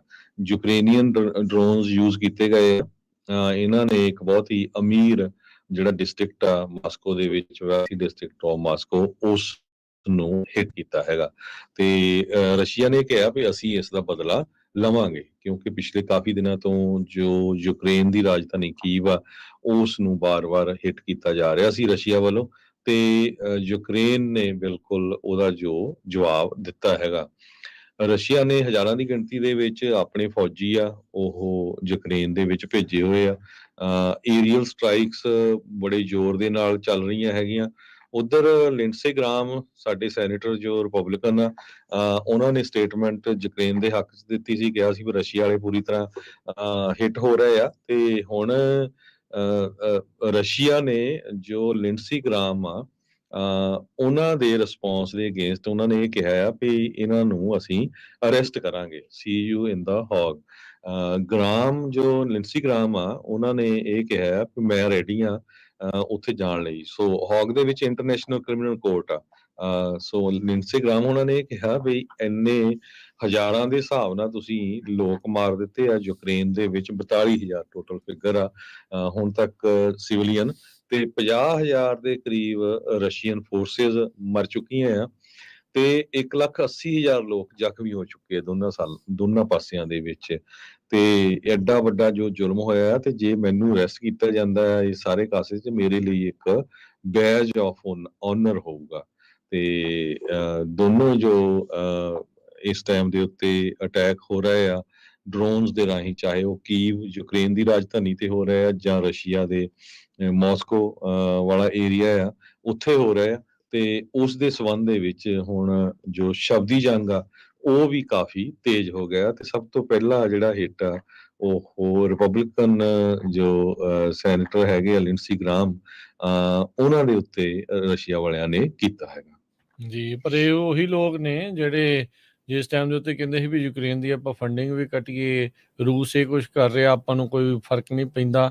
ਹੁਣ ਜਿਹੜੇ ਉਹ ਯੂਕਰੇਨ ਦੇ ਸਪੋਰਟ ਦੇ ਵਿੱਚ ਵੀ ਆ ਰਹੇ ਆ, ਜਾ ਕੇ ਵੀ ਜਿਹੜਾ ਉਹਨਾਂ ਨੇ ਦੇਖਿਆ। ਸੋ ਦੇਖੋ ਕਿ ਜਿਹੜਾ ਬਣਦਾ ਹੇਗ ਦੇ ਵਿੱਚ ਕੀ ਹੋਊਗਾ। ਜਾਣਗੇ ਲਿੰਡਸੀ ਗ੍ਰਾਹਮ, ਉਹਨਾਂ ਨੂੰ ਕੀ ਵਾਕਿਆ ਹੀ ਰੂਸ ਵਾਲੇ ਗ੍ਰਿਫਤਾਰ ਕਰ ਲੈਣਗੇ? ਕਿ ਏਡਾ ਵੱਡਾ ਰਿਸਕ ਲੈਣ ਦੇ ਲਈ ਰੂਸ ਵਾਲੇ ਤਿਆਰ ਨੇ? ਇਹ ਦੇਖਣ ਵਾਲੀ ਗੱਲ ਹੋਊਗੀ। ਸੋ ਮਾਸਕੋ ਦੇ ਉੱਤੇ ਰੀਸੈਂਟਲੀ ਯਾਦ ਹੋਣਾ ਹਰਜੋਤ ਸਿੰਘ ਜੀ, ਕ੍ਰੈਮਲਿਨ ਦੇ ਉੱਤੇ ਵੀ ਇੱਕ ਡਰੋਨ ਹਮਲਾ ਹੋਇਆ ਸੀ, ਜਿਸ ਵਿੱਚ ਯੂਕਰੇਨ ਨੂੰ ਜਿਹੜੇ ਰੂਸ ਵਾਲੇ ਕਹਿ ਰਹੇ ਸੀਗੇ ਵੀ ਭਾਈ ਇਹਨਾਂ ਨੇ ਹਮਲਾ ਕੀਤਾ ਆ, ਜਿਸ ਤੋਂ ਯੂਕਰੇਨ ਜਿਹੜਾ ਉਹ ਮੁੱਕ ਰਿਹਾ ਸੀਗਾ। ਪਰ ਯੂਕਰੇਨ ਦੇ ਦੁਆਰਾ ਜਿਹੜਾ ਕਾਊਂਟਰ ਓਫੈਂਸਿਵ ਆ ਕਈ ਥਾਵਾਂ ਦੇ ਉੱਤੇ ਇਸ ਟਾਈਮ ਕਿਹਾ ਜਾ ਰਿਹਾ ਵੀ ਸਕਸੈਸਫੁਲੀ ਕੀਤਾ ਜਾ ਰਿਹਾ, ਜਿਹੜੇ ਇਲਾਕੇ ਰੂਸ ਨੇ ਪਹਿਲੋਂ ਉਹਨਾਂ ਦੇ ਹੱਥੋਂ ਜਿਹੜੇ ਉਹ ਹੜੱਪ ਲਏ ਸੀਗੇ। ਸੋ ਉਹਨਾਂ ਨੂੰ ਵਾਪਸ ਲੈਣ ਦੀਆਂ ਕੋਸ਼ਿਸ਼ਾਂ ਚੱਲ ਰਹੀਆਂ ਆ। ਜਿਹੜਾ ਅਮਰੀਕਾ ਦੇ ਦੁਆਰਾ ਹੁਣ ਲੇਟੈਸਟ ਜਿਹੜੇ ਡਿਫੈਂਸ ਦਾ ਮਾਲ ਜਾਂ ਐਂਟੀ ਜਿਹੜਾ ਅਗਰੈਸ਼ਨ ਉਹਨਾਂ ਦੇ ਕੋਲ ਮਟੀਰੀਅਲ ਪਹੁੰਚਿਆ ਆ, ਡਿਫੈਂਸ ਦਾ ਜਿਹੜੀਆਂ ਕਹਿ ਲਓ ਵੀ ਬੰਬ ਬਰੂਦ ਜਿਹੜਾ ਪਹੁੰਚਿਆ ਆ, ਉਹਦੇ ਨਾਲ ਯੂਕਰੇਨ ਨੂੰ ਹੁਣ ਖਾਸੀ ਮਦਦ ਹੋ ਰਹੀ ਹੈਗੀ ਆ। ਸੋ ਹੁਣ ਦੇਖੋ ਇਵੈਂਚੁਅਲੀ ਕੀ ਬਣਦਾ ਆ, ਪਰ ਇਹ ਜਿਹੜੀ ਲੜਾਈ ਹੈ ਇਸ ਨੂੰ ਲਮਕਦਿਆਂ ਹੁਣ ਸਾਲ ਤੋਂ ਵੱਧ ਦਾ ਵਕਤ, 1.5 ਸਾਲ ਜਿਹੜਾ ਉਹ ਹੋਣ ਨੂੰ ਆ ਰਿਹਾ ਆ, ਤੇ ਇਹ ਕਿੰਨਾ ਕੁ ਚਿਰ ਹੋਰ ਚੱਲੂਗੀ, ਰੂਸ ਕਿੰਨਾ ਕੁ ਚਿਰ ਇਦਾਂ ਹੀ ਕੋਸ਼ਿਸ਼ ਕਰਦਾ ਰਹੂਗਾ, ਇਹ ਦੇਖਣ ਵਾਲੀ ਜਿਹੜੀ ਉਹ ਗੱਲ ਰਹੇਗੀ। ਰਸ਼ੀਅਨ ਲਾ ਮੇਕਰ ਮੈਕਸਿਮ ਅਵੇਨੋਵ ਉਹਨਾਂ ਨੇ ਇਹ ਕਿਹਾ ਵੀ ਸਭ ਤੋਂ ਤਕੜਾ ਅਸੌਲਟ ਯੂਕਰੇਨ ਵੱਲੋਂ ਮਾਸਕੋ ਤੇ ਕੀਤਾ ਗਿਆ ਨਾਜ਼ੀ ਜਰਮਨੀ ਨੇ ਜਦੋਂ ਇਨਵੇਡ ਕੀਤਾ ਸੀ ਵਰਲਡ ਵਾਰ 2 ਦੇ ਵਿੱਚ। ਤੇ ਵਾਈਟ ਹਾਊਸ ਨੇ ਸਟੇਟਮੈਂਟ ਜਾਰੀ ਕੀਤੀ ਆ ਵੀ ਅਸੀਂ ਕਿਸੇ ਤਰ੍ਹਾਂ ਦਾ ਵੀ ਜੋ ਡਰੋਨ ਅਟੈਕ ਹੋਇਆ ਮਾਸਕੋ 'ਚ ਉਹਦੇ ਹੱਕ ਦੇ ਵਿੱਚ ਨਹੀਂ ਹੈਗੇ। ਵਾਸ਼ਿੰਗਟਨ ਨੇ ਇਹ ਕਿਹਾ ਵੀ ਜੋ ਕੁਝ ਇਕਵਿਪਮੈਂਟ ਜਾਂ ਸਮਾਨ ਜਾਂ ਟ੍ਰੇਨਿੰਗ ਅਸੀਂ ਯੂਕਰੇਨੀਅਨ ਨੂੰ ਦੇ ਰਹੇ ਆ, ਉਹ ਉਹਨਾਂ ਦਾ ਜੋ ਆਪਣਾ ਸੋਵਰਨ ਟੈਰੀਟਰੀ ਆ ਉਸ ਨੂੰ ਸੇਵ ਕਰਨ ਦੇ ਲਈ ਦੇ ਰਹੇ ਆ। ਜੀ, ਆਪਾਂ ਇਹਦੇ ਇੱਕ ਬ੍ਰੇਕ ਲਵਾਂਗੇ, ਬ੍ਰੇਕ ਤੋਂ ਬਾਅਦ ਮੁੜ ਕੇ ਫਿਰ ਵਾਪਸ ਹਾਜ਼ਰ ਹੁੰਦੇ ਆ। ਇਕਨੋਮੀ ਨੂੰ ਲੈ ਕੇ ਕੀ ਕੁਝ ਚੱਲ ਰਿਹਾ ਆ ਉਸ ਦੀਆਂ ਵੀ ਚਰਚਾਵਾਂ ਜਿਹੜੀਆਂ ਤੁਹਾਡੇ ਨਾਲ ਕਰਾਂਗੇ, ਤੇ ਫਿਰ ਇੰਸ਼ੋਰੈਂਸ ਦੀ ਜਿਹੜੀ ਗੱਲਬਾਤ ਆ ਉਹ ਲੈ ਕੇ ਹਾਜ਼ਰ ਹੋਵਾਂਗੇ। ਮਿਲਦੇ ਆ ਇੱਕ ਬ੍ਰੇਕ ਤੋਂ ਬਾਅਦ 'ਚ।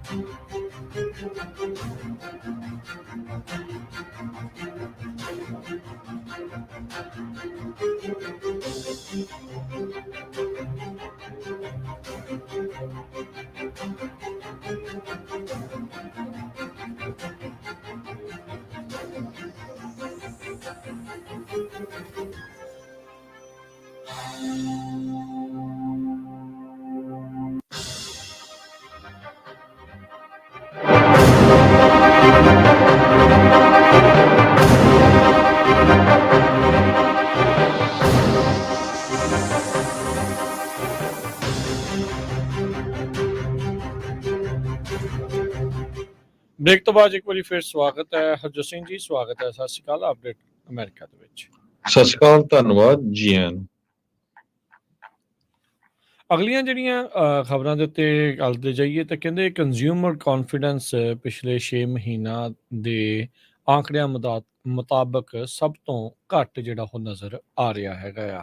ਅਮਰੀਕਨਜ਼ ਇਕਨੋਮੀ ਨੂੰ ਲੈ ਕੇ ਚਿੰਤਤ ਨਜ਼ਰ ਆ ਰਹੇ ਆ। ਨਵੇਂ ਜਿਹੜੇ ਆਏ ਸਰਵੇਜ਼ ਆ ਉਹ ਇਹੀ ਚੀਜ਼ ਨੂੰ ਬਿਆਨ ਕਰ ਰਹੇ ਨੇ।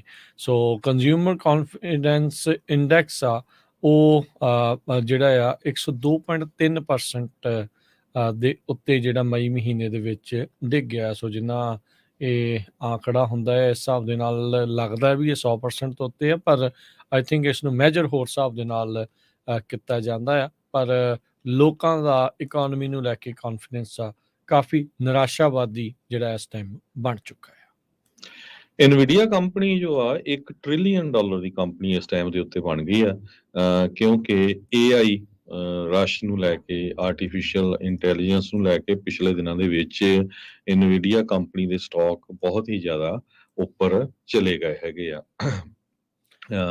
ਲਾਸਟ ਫਾਲ ਜੋ CEO ਜੈਨਸਨ ਹੁਆਂਗ ਆ, ਉਹਨਾਂ ਨੇ ਕਿਹਾ ਸੀ ਭਈ ਉਹਨਾਂ ਨੇ ਬਹੁਤ ਜ਼ਿਆਦਾ ਜੋ ਮਿਹਨਤ ਕੀਤੀ ਆ ਇੱਦਾਂ ਹੀ ਚੈਟ GPT ਨਾਲ ਵੀ, ਤੇ ਇਸ ਟਾਈਮ ਇਨਵੀਡੀਆ ਕੰਪਨੀ ਦਾ ਸਟਾਕ ਬਹੁਤ ਉੱਪਰ ਆ। ਤੇ ਅੱਜ ਵੀ ਵੈਸੇ ਸਟਾਕ ਮਾਰਕੀਟ ਕਾਫੀ ਉੱਪਰ ਗਈ ਹੈਗੀ ਆ, ਕਿਉਂਕਿ ਚਾਂਸਸ ਹੈਗੇ ਆ ਡੈਪਟ ਸੀਲਿੰਗ ਨੂੰ ਲੈ ਕੇ ਵੀ ਕੋਈ ਨਾ ਕੋਈ ਐਗਰੀਮੈਂਟ ਹੋ ਜਾਊਗਾ।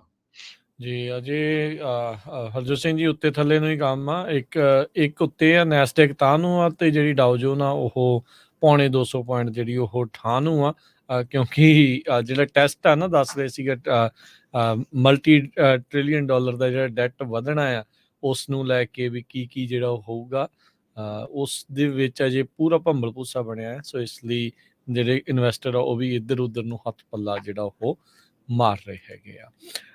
ਉਹ ਅਗਲੀ ਜਿਹੜੀ ਗੱਲ ਕਰਦੇ ਜਾਈਏ, ਕਹਿੰਦੇ ਇਕੱਲਾ ਅਮਰੀਕਾ ਹੀ ਨਹੀਂ, ਹੋਰ ਵੀ ਜਿਹੜੇ ਮੁਲਕ ਆ ਇਸ ਟਾਈਮ ਇਕਨੋਮੀ ਦੇ ਵਿੱਚ ਇਨਫਲੇਸ਼ਨ ਤੋਂ ਮਹਿੰਗਾਈ ਦੀ ਮਾਰ ਹੇਠਾਂ ਆਏ ਪਏ ਆ। ਬ੍ਰਿਟੇਨ ਕਹਿੰਦੇ ਵੀ ਇੰਨਾ ਕੁ ਜ਼ਿਆਦਾ ਇਸ ਟਾਈਮ ਡੈਸਪਰੇਟ ਹੋ ਚੁੱਕਾ ਆ, ਉਹਨਾਂ ਨੂੰ ਇਹ ਨਹੀਂ ਸਮਝ ਆ ਰਹੀ ਵੀ ਹੁਣ ਇਨਫਲੇਸ਼ਨ ਨੂੰ ਕਾਬੂ ਕਿੱਦਾਂ ਕੀਤਾ ਜਾਵੇ।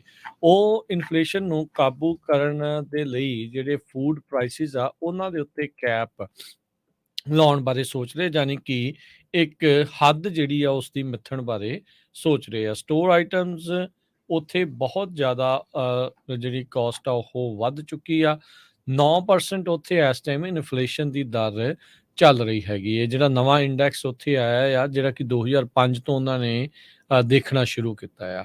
ਫੂਡ ਇਨਫਲੇਸ਼ਨ ਕਹਿੰਦੇ ਆ ਵੀ ਪਹਿਲਾਂ ਦੇ ਨਾਲੋਂ ਥੋੜ੍ਹੀ ਜਿਹੀ ਜਿਹੜੀ ਘਟੀ ਆ, ਪਰ ਅਜੇ ਵੀ 15.4%। ਜਸਟ ਇਮੈਜਿਨ ਵੀ ਜਿਹੜਾ ਰਾਸ਼ਨ ਪਾਣੀ ਆ ਉਹ 15% ਘੱਟੋ ਘੱਟ ਪਿਛਲੇ ਸਾਲ ਦੇ ਮੁਕਾਬਲੇ ਇਹ ਵੱਧ ਚੁੱਕਾ ਹੈਗਾ ਆ। ਕਹਿੰਦੇ ਵੀ ਸੈਕਿੰਡ ਹਾਈਐਸਟ ਰੇਟ ਆ ਔਨ ਰੈਕਡ।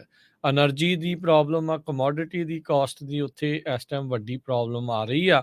ਤੇ ਬ੍ਰਿਟੇਨ ਦੇ ਵਿੱਚ ਇਸ ਟਾਈਮ ਕੀ ਬਣੂਗਾ ਖਾਣੇ ਨੂੰ ਲੈ ਕੇ, ਰੋਟੀ ਨੂੰ ਲੈ ਕੇ, ਇਹ ਇੱਕ ਵੱਡੀ ਚਿੰਤਾ ਬਣੀ ਪਈ ਆ। ਉੱਥੇ ਅਕਸਰ ਤਸਵੀਰਾਂ, ਗੱਲਾਂ ਜਿਹੜੀਆਂ ਇਹ ਸਾਹਮਣੇ ਆ ਰਹੀਆਂ ਆ ਵੀ ਭਾਈ ਲੋਕਾਂ ਨੂੰ ਲਿਮਿਟਿਡ ਫੂਡ ਜਿਹੜਾ ਉਹ ਲੈ ਕੇ ਜਾਣ ਦਿੱਤਾ ਜਾ ਰਿਹਾ ਹੈਗਾ ਆ। ਪ੍ਰਾਈਸਿਸ ਦੇ ਉੱਤੇ ਕਿਸੇ ਵੀ ਤਰੀਕੇ ਦਾ ਕੋਈ ਕੰਟਰੋਲ ਨਹੀਂ ਜਿਹੜਾ ਹੋ ਰਿਹਾ। ਰੂਸ ਤੇ ਯੂਕਰੇਨ ਦੀ ਜੰਗ ਦੇ ਵਿੱਚ ਜਿਹੜਾ ਤੇਲ ਉੱਥੋਂ ਲੈਣਾ, ਨੈਚੁਰਲ ਗੈਸ ਲੈਣੀ ਬੰਦ ਕੀਤੀ, ਉਸ ਦਾ ਅਸਰ, ਬ੍ਰੈਕਸਿਟ ਦਾ ਜਿਹੜਾ ਅਸਰ ਆ ਉਹ ਬ੍ਰਿਟੇਨ ਦੇ ਵਿੱਚ ਹੁਣ ਇਸ ਟਾਈਮ ਪੂਰਨ ਤੌਰ ਦੇ ਉੱਤੇ ਨਜ਼ਰ ਆਉਣਾ ਸ਼ੁਰੂ ਹੋ ਰਿਹਾ ਹੈ। ਪਿਛਲੇ ਦਿਨਾਂ ਤੋਂ ਵੈਨਿਸ ਜੋ ਇਟਲੀ ਦੇ ਵਿੱਚ ਆ, ਉਹਦੀ ਜਿਹੜੀ ਮੇਨ ਨਹਿਰ ਆ ਗ੍ਰੈਂਡ ਕਨਾਲ, ਉਹਦਾ ਰੰਗ ਗ੍ਰੀਨ ਹੋ ਗਿਆ ਸੀ। ਤੇ ਉਸ ਦੀ ਜੋ ਇਨਵੈਸਟੀਗੇਸ਼ਨ ਚੱਲ ਰਹੀ ਸੀ ਵੀ ਕੀ ਗੱਲ ਹੋਈ ਆ ਵੀ ਸਾਰੇ ਦਾ ਸਾਰਾ ਪਾਣੀ ਆ ਉਹ ਪੂਰੀ ਵੱਡੀ ਏਡੀ ਨਹਿਰ ਆ ਗ੍ਰੈਂਡ ਕਨਾਲ, ਉਹਦਾ ਹਰਾ ਕਿਉਂ ਹੋ ਗਿਆ। ਸੌਰੀ, ਹੁਣ ਇਹ ਪਤਾ ਚੱਲਿਆ ਵੀ ਉਹਦੇ ਵਿੱਚ ਫਲੋਰੈਂਸੀਨ ਨੂੰ ਯੂਜ਼ ਕੀਤਾ ਗਿਆ ਹੋਊਗਾ। ਬਹੁਤ ਸਾਰੇ ਐਨਵਾਇਰਮੈਂਟਲਿਸਟ ਜੋ ਗਰੁੱਪ ਆ ਉਹ ਦੁਨੀਆ ਦਾ ਧਿਆਨ ਲਿਆਉਣਾ ਚਾਹੁੰਦੇ ਆ ਵੀ ਕਿਸ ਪਾਸੇ ਵੱਲ ਜੋ ਗਲੋਬਲੀ ਆਉਣ ਵਾਲੇ ਸਮੇਂ ਦੇ ਵਿੱਚ ਕਲਾਈਮੇਟ ਚੇਂਜ ਹੋਣ ਜਾ ਰਿਹਾ ਆ। ਸੋ ਉਹਦੇ ਕਰਕੇ ਕਹਿੰਦੇ ਵੀ ਹੋ ਸਕਦਾ ਉਹਨਾਂ ਨੇ ਫਲੋਰੈਂਸੀਨ ਨੂੰ ਯੂਜ਼ ਕੀਤਾ ਹੋਵੇ। ਤੇ ਇਹ ਜੋ ਮਟੀਰੀਅਲ ਆ ਆਨਲਾਈਨ ਵੀ ਤੁਸੀਂ ਖਰੀਦ ਸਕਦੇ ਆ, ਤੇ ਬੜਾ ਛੋਟਾ ਜਿਹਾ ਅਮਾਉਂਟ, ਕਹਿੰਦੇ ਵੀ 250 ਗ੍ਰਾਮ ਦਾ ਇਹ ਜੋ ਅਮਾਉਂਟ ਆ ਉਹ ਇੰਨਾ ਵੱਡਾ ਨਹਿਰ ਨੂੰ ਗ੍ਰੀਨ ਕਰ ਸਕਦਾ ਹੈਗਾ। ਸੋ ਜੋ ਸੋ ਫਾਰ ਇਨਵੈਸਟੀਗੇਸ਼ਨ ਹੋਈ ਆ, ਸਿਟੀ ਕੌਂਸਲਮੈਨ ਐਂਡਰਿਊ ਪੈਗਰੋ ਆ ਉੱਥੇ ਦੇ, ਉਹਨਾਂ ਨੇ ਕਿਹਾ ਆ ਵੀ ਇੱਕ ਉੱਥੇ ਦਾ ਗਰੁੱਪ ਹੈਗਾ ਆ ਅਲਟੀਮਾ ਜਨਰੇਜੂਨੇ, ਜਿਹਦਾ ਮਤਲਬ ਇਹ ਆ ਵੀ ਲਾਸਟ ਜਨਰੇਸ਼ਨ। ਉਹਨਾਂ ਨੇ CNN ਨੂੰ ਆਪਣੀ ਸਟੇਟਮੈਂਟ ਜਾਰੀ ਕੀਤੀ ਹੈ ਵੀ ਅਸੀਂ ਇਹਦੇ ਵਿੱਚ ਇਨਵੋਲਵ ਨਹੀਂ ਹੈਗੇ, ਪਰ ਉਹਨਾਂ ਦੇ ਉੱਤੇ ਸ਼ੱਕ ਕੀਤਾ ਜਾ ਰਿਹਾ ਵੀ ਉਹਨਾਂ ਨੇ ਪਹਿਲਾਂ ਵੀ ਇੱਕ ਟ੍ਰੈਵੀ ਫਾਊਂਟੇਨ ਆ ਰੋਮ ਦੇ ਵਿੱਚ, ਉਸ ਨੂੰ ਪੋਲੂਟ ਕੀਤਾ ਸੀ। ਵੀ ਹੋ ਸਕਦਾ ਇਸ ਗਰੁੱਪ ਨੇ ਇਸ ਨੂੰ ਜੋ ਪਾਣੀ ਦੇ ਵਿੱਚ ਇਹ ਮਟੀਰੀਅਲ ਫਲੋਰੀਸੀਨ ਨੂੰ ਯੂਜ਼ ਕੀਤਾ ਹੋਊਗਾ। 1968 ਦੇ ਵਿੱਚ ਵੀ ਵੈਨਸ ਦੀ ਜੋ ਗ੍ਰੈਂਡ ਕਨਾਲ ਆ ਉੱਥੇ ਇਹ ਮਟੀਰੀਅਲ ਯੂਜ਼ ਕੀਤਾ ਗਿਆ ਸੀ। ਉਸ ਟਾਈਮ ਤੇ ਵੀ ਇਹ ਪੂਰੀ ਨਹਿਰ ਆ ਜੋ ਗ੍ਰੀਨ ਹੋ ਗਈ ਸੀ। ਹਾਲਾਂਕਿ ਕਹਿੰਦੇ ਇਹਦਾ ਕੋਈ ਗਲਤ ਇਫੈਕਟ ਨਹੀਂ ਹੁੰਦਾ ਜੇ ਕੋਈ ਪਾਣੀ ਦੇ ਵਿੱਚ ਚਲਾ ਵੀ ਜਾਵੇ ਉੱਥੇ, ਹਨਾ। ਕੋਈ ਕਿਸੇ ਤਰ੍ਹਾਂ ਦਾ ਇਹ ਇੰਨਾ ਹਾਰਡ ਕੈਮੀਕਲ ਨਹੀਂ ਹੈਗਾ ਵੀ ਜਿਹੜਾ ਤੁਹਾਨੂੰ ਨੁਕਸਾਨ ਕਰੂਗਾ। ਸਿਰਫ ਰੰਗ ਦੇਣ ਨੂੰ ਉਹਨਾਂ ਨੇ ਕੀਤਾ ਜੀ। 2016 ਦੇ ਵਿੱਚ ਰੀਓ ਓਲੰਪਿਕ ਪੂਲ ਜੋ ਆ ਉਹ ਵੀ ਗ੍ਰੀਨ ਹੋ ਗਿਆ ਸੀ, ਪਰ ਉੱਥੇ ਫਲੋਰੋਸੀਨ ਨਹੀਂ ਯੂਜ਼ ਹੋਈ ਸੀ। ਉੱਥੇ ਕਹਿੰਦੇ ਵੀ ਐਲਗੀ ਨੇ ਇਹ ਕਾਜ਼ ਕੀਤਾ ਸੀ, ਤੇ ਹੀਟ ਕਰਕੇ ਉੱਥੇ ਜ਼ਿਆਦਾ ਐਲਗੀ ਹੋ ਗਈ ਸੀ, ਤੇ ਪਾਣੀ ਜਿਹੜਾ ਸੌਰੀ ਦਾ ਵਿੰਡ ਜੋ ਸੀ, ਹਵਾ ਉੱਥੇ ਬਹੁਤ ਘੱਟ ਸੀਗੀ। ਇਸ ਕਰਕੇ ਜੋ ਉਸ ਸਵਿਮਿੰਗ ਪੂਲ ਸੀ ਉਹਦਾ ਜਿਹੜਾ ਪਾਣੀ ਸੀ ਉਹ ਗ੍ਰੀਨ ਹੋ ਗਿਆ ਸੀ। ਜੀ। ਤੇ ਹਰਜੋਤ ਸਿੰਘ ਜੀ, ਸਮੇਂ ਜਿਹੜਾ ਆਪਣਾ ਸਮਾਪਤੀ ਵੱਲ ਨੂੰ ਵੱਧ ਰਿਹਾ, ਤੇ ਜੇ ਤੁਸੀਂ ਸਾਡੇ ਨਾਲ ਜਿਹੜੀਆਂ ਕੁਝ ਇੰਸ਼ੋਰੈਂਸ ਦੀਆਂ ਗੱਲਾਂ ਜਿਹੜੀਆਂ ਆ ਉਹ ਜਿਹੜੀਆਂ ਜ਼ਰੂਰ ਸ਼ੇਅਰ ਕਰੋ। ਅੱਜ ਕਿਹੜੀ ਇੰਸ਼ੋਰੈਂਸ ਦੇ ਬਾਰੇ ਤੁਸੀਂ ਜਾਣਕਾਰੀ ਸਾਂਝੀ ਕਰ ਰਹੇ ਆ? ਜੀ ਬਿਲਕੁਲ, ਮੈਂ ਦੋ ਇੰਸ਼ੋਰੈਂਸਾਂ ਬਾਰੇ ਗੱਲਬਾਤ ਕਰੂੰਗਾ ਖਾਲਸਾ ਇੰਸ਼ੋਰੈਂਸ ਏਜੰਸੀ ਤੋਂ। ਇੱਕ ਤਾਂ ਇਹ ਦੱਸ ਦਈਏ ਵੀ ਖਾਲਸਾ ਇੰਸ਼ੋਰੈਂਸ ਏਜੰਸੀ ਦਾ ਲਾਇਸੈਂਸ ਨੰਬਰ 0F89805 ਆ, ਤੇ ਕੈਲੀਫੋਰਨੀਆ ਦੇ ਵਿੱਚ ਆਪਾਂ 1992 ਤੋਂ ਇੰਸ਼ੋਰੈਂਸ ਕਰ ਰਹੇ ਆ। ਬਹੁਤ ਸਾਰੀਆਂ ਇੰਸ਼ੋਰੈਂਸ ਜਿਹੜੀਆਂ ਕਮਰਸ਼ੀਅਲ ਆ, ਜਿੱਦਾਂ gas station, shopping centres, apartment complexes, ਉਹ ਆਪਾਂ ਲਗਭਗ ਅਮਰੀਕਾ ਦੀਆਂ ਸਾਰੀਆਂ ਸਟੇਟਸ 'ਚ ਕਰਦੇ ਆ। ਪਰ ਹੈਲਥ ਇੰਸ਼ੋਰੈਂਸ ਕਵਰਡ ਕੈਲੀਫੋਰਨੀਆ, ਉਹ ਕੈਲੀਫੋਰਨੀਆ 'ਚ, ਤੇ ਮੈਡੀਕੇਅਰ ਵੀ ਕਾਫੀ ਸਟੇਟਸ ਜਿੱਥੇ ਪੰਜਾਬੀ ਆਪਣੇ ਰਹਿੰਦੇ ਆ ਉੱਥੇ ਕਰਦੇ ਹੈਗੇ ਆ। ਸੋ ਅੱਜ ਇੱਕ ਤਾਂ ਮੈਂ ਮੈਡੀਕਲ ਦੀ ਕਰਦਾ ਜਾਂਦਾ ਕਿਉਂਕਿ 31 ਤਰੀਕ ਲਾਸਟ ਡੇਟ ਆ। ਜੀ। ਜਿਨ੍ਹਾਂ ਨੇ ਹਜੇ ਤੱਕ ਹੈਲਥ ਇੰਸ਼ੋਰੈਂਸ ਕੈਲੀਫੋਰਨੀਆ ਦੇ ਵਿੱਚ ਨਹੀਂ ਕਰਾਈ ਹੈਗੀ, ਪਲੀਜ਼ ਮੇਕ ਸ਼ੋਰ ਕਰ ਲਿਓ। 31 ਤਰੀਕ ਉਸ ਤੋਂ ਬਾਅਦ ਤੁਹਾਡੀ ਇੰਸ਼ੋਰੈਂਸ ਨਹੀਂ ਹੋਣੀ ਹੈਗੀ, ਕਿਉਂਕਿ ਇਹ ਡੇਟ ਵੱਧ ਗਈ ਸੀ ਪਿਛਲੇ ਦਿਨਾਂ ਦੇ ਵਿੱਚ ਜੋ ਫਲੱਡ ਆਏ ਸੀ, ਉਹਦੇ ਕਰਕੇ ਇਸ ਡੇਟ ਨੂੰ ਐਕਸਟੈਂਡ ਕੀਤਾ ਗਿਆ ਸੀ। ਐਮਰਜੈਂਸੀ ਡਿਕਲੇਅਰ ਕੀਤੀ ਗਈ ਸੀ ਕੈਲੀਫੋਰਨੀਆ ਦੀਆਂ ਮੈਜੋਰਟੀ ਦੀਆਂ ਜੋ ਕਾਉਂਟੀਜ਼ ਆ ਉਹਨਾਂ ਦੇ ਵਿੱਚ। ਤੇ ਦੂਸਰਾ ਇਹ ਆ ਵੀ ਬਹੁਤ ਸਾਰੇ ਲੋਕਾਂ ਨੇ ਮੈਡੀਕਲ ਲਿਆ ਹੋਇਆ ਜਿਹਨੂੰ ਫ੍ਰੀ ਕਹਿ ਦਿੰਦੇ, ਕਾਉਂਟੀ ਵਾਲਾ ਮੈਡੀਕਲ। ਸੋ ਉਹ ਪਿਛਲੇ 2 ਸਾਲਾਂ 'ਚ ਕਰੋਨਾ ਵਾਇਰਸ ਕਰਕੇ ਉਹਨਾਂ ਨੇ ਤੁਹਾਤੋਂ ਕੋਈ ਅਪਡੇਟ ਨਹੀਂ ਮੰਗੀ, ਤੁਹਾਡੀ ਇਨਕਮ ਦੀ, ਤੁਹਾਡਾ ਇਮੀਗ੍ਰੇਸ਼ਨ ਸਟੇਟਸ ਦੀ, ਤੁਹਾਡਾ ਐਡਰੈਸ ਚੇਂਜ, ਸੋ ਉਹ ਆਟੋਮੈਟਿਕਲੀ ਰਿਨਿਊ ਹੁੰਦਾ ਰਿਹਾ। ਪਰ ਹੁਣ ਲਾਰਜ ਸਕੇਲ ਦੇ ਉੱਤੇ ਉਹ ਚਿੱਠੀਆਂ ਪਾ ਰਹੇ ਆ ਵੀ ਅਪਡੇਟ ਕਰੋ, ਤੇ ਜੇ ਨਹੀਂ ਅਪਡੇਟ ਕਰਦੇ ਅਸੀਂ ਤੁਹਾਡੀਆਂ ਜੋ ਮੈਡੀਕਲ ਆ ਉਹ ਕੈਂਸਲ ਕਰ ਦੇਣਾ। ਸੋ ਮੇਰੇ ਆਫਿਸ ਕਾਲਸ ਵੀ ਬਹੁਤ ਆਈਆਂ ਵੀ ਸਾਡੀ ਕੈਂਸਲ ਹੋ ਗਈ, ਅਸੀਂ ਦਵਾਈ ਲੈਣ ਗਏ ਸੀ ਪਤਾ ਨਹੀਂ ਲੱਗਾ। ਸੋ ਇਹ ਮੇਕ ਸ਼ੋਰ ਕਰ ਲਿਓ, ਤੁਹਾਨੂੰ ਕੋਈ ਵੀ ਜਿੱਥੇ ਵੀ ਕਾਉਂਟੀ 'ਚ ਤੁਸੀਂ ਰਹਿੰਦੇ ਆ, ਲੋਕਲ ਕਾਉਂਟੀ ਦਾ ਤੁਹਾਨੂੰ ਲੈਟਰ ਆਉਣਾ ਆ ਵੀ ਉਹ ਅਪਡੇਟ ਕਰ ਰਹੇ ਆ, ਨਾਲ ਉਹਨਾਂ ਦਾ ਪੈਕੇਜ ਵੀ ਹੁੰਦਾ ਆ। ਉਹ ਸਾਰਾ ਵੀ ਤੁਹਾਡੀ ਇਨਕਮ ਕਿੰਨੀ ਆ ਪਿਛਲੇ ਸਾਲ ਦੀ, ਬੈਂਕ ਦੀ ਸਟੇਟਮੈਂਟ ਮੰਗਦੇ ਆ, ਹੋਰ ਜੋ ਕੁਝ ਵੀ ਸੀਗਾ।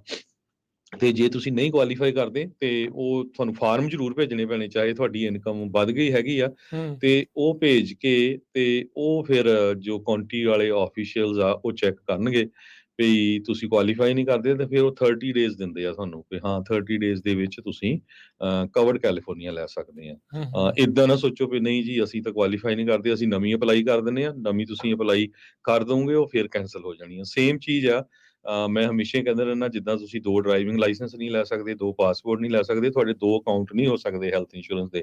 ਬਹੁਤ ਸਾਰੇ ਏਜੰਟਸ ਨਵੇਂ ਹੁੰਦੇ ਆ ਜਾਂ ਉਹਨਾਂ ਨੂੰ ਐਕਸਪੀਰੀਅੰਸ ਨਹੀਂ ਹੁੰਦੇ, ਜਾਂ ਐਵੇਂ ਚਲਾਕੀ ਕਰਨ ਲਈ ਨਵਾਂ ਅਕਾਊਂਟ ਖੋਲ ਦਿੰਦੇ ਆ, ਪਰ ਜਦੋਂ ਹੀ ਉਹ ਮੈਚ ਕਰਦੇ ਆ ਸੋਰਸ ਸਿਕਿਉਰਿਟੀ ਵੀ 2 ਅਕਾਊਂਟ ਤੇ ਆਲਰੇਡੀ ਹੈਗੀ ਆ, ਫਿਰ ਉਹਨਾਂ ਨੇ ਉਹ ਬੰਦ ਕਰ ਦੇਣੀ ਆ। ਸੋ ਇਹ ਮੇਕ ਸ਼ੋਰ ਕਰ ਲਿਓ ਵੀ ਤੁਹਾਡਾ ਅਕਾਊਂਟ ਇੱਕੋ ਹੀ ਹੋਣਾ ਚਾਹੀਦਾ, ਚਾਹੇ ਉਹ ਕਾਉਂਟੀ ਮੈਡੀਕਲ ਦਾ, ਚਾਹੇ ਕਵਰਡ ਕੈਲੀਫੋਰਨੀਆ ਦਾ। ਕਾਉਂਟੀ ਦਾ ਮੈਡੀਕਲ ਕੈਂਸਲ ਹੋ ਜਾਏ ਤੇ ਉਹ ਸੇਮ ਤੁਸੀਂ ਉਹ ਟ੍ਰਾਂਸਫਰ ਹੋ ਜਾਣਾ ਕਵਰਡ ਕੈਲੀਫੋਰਨੀਆ 'ਚ।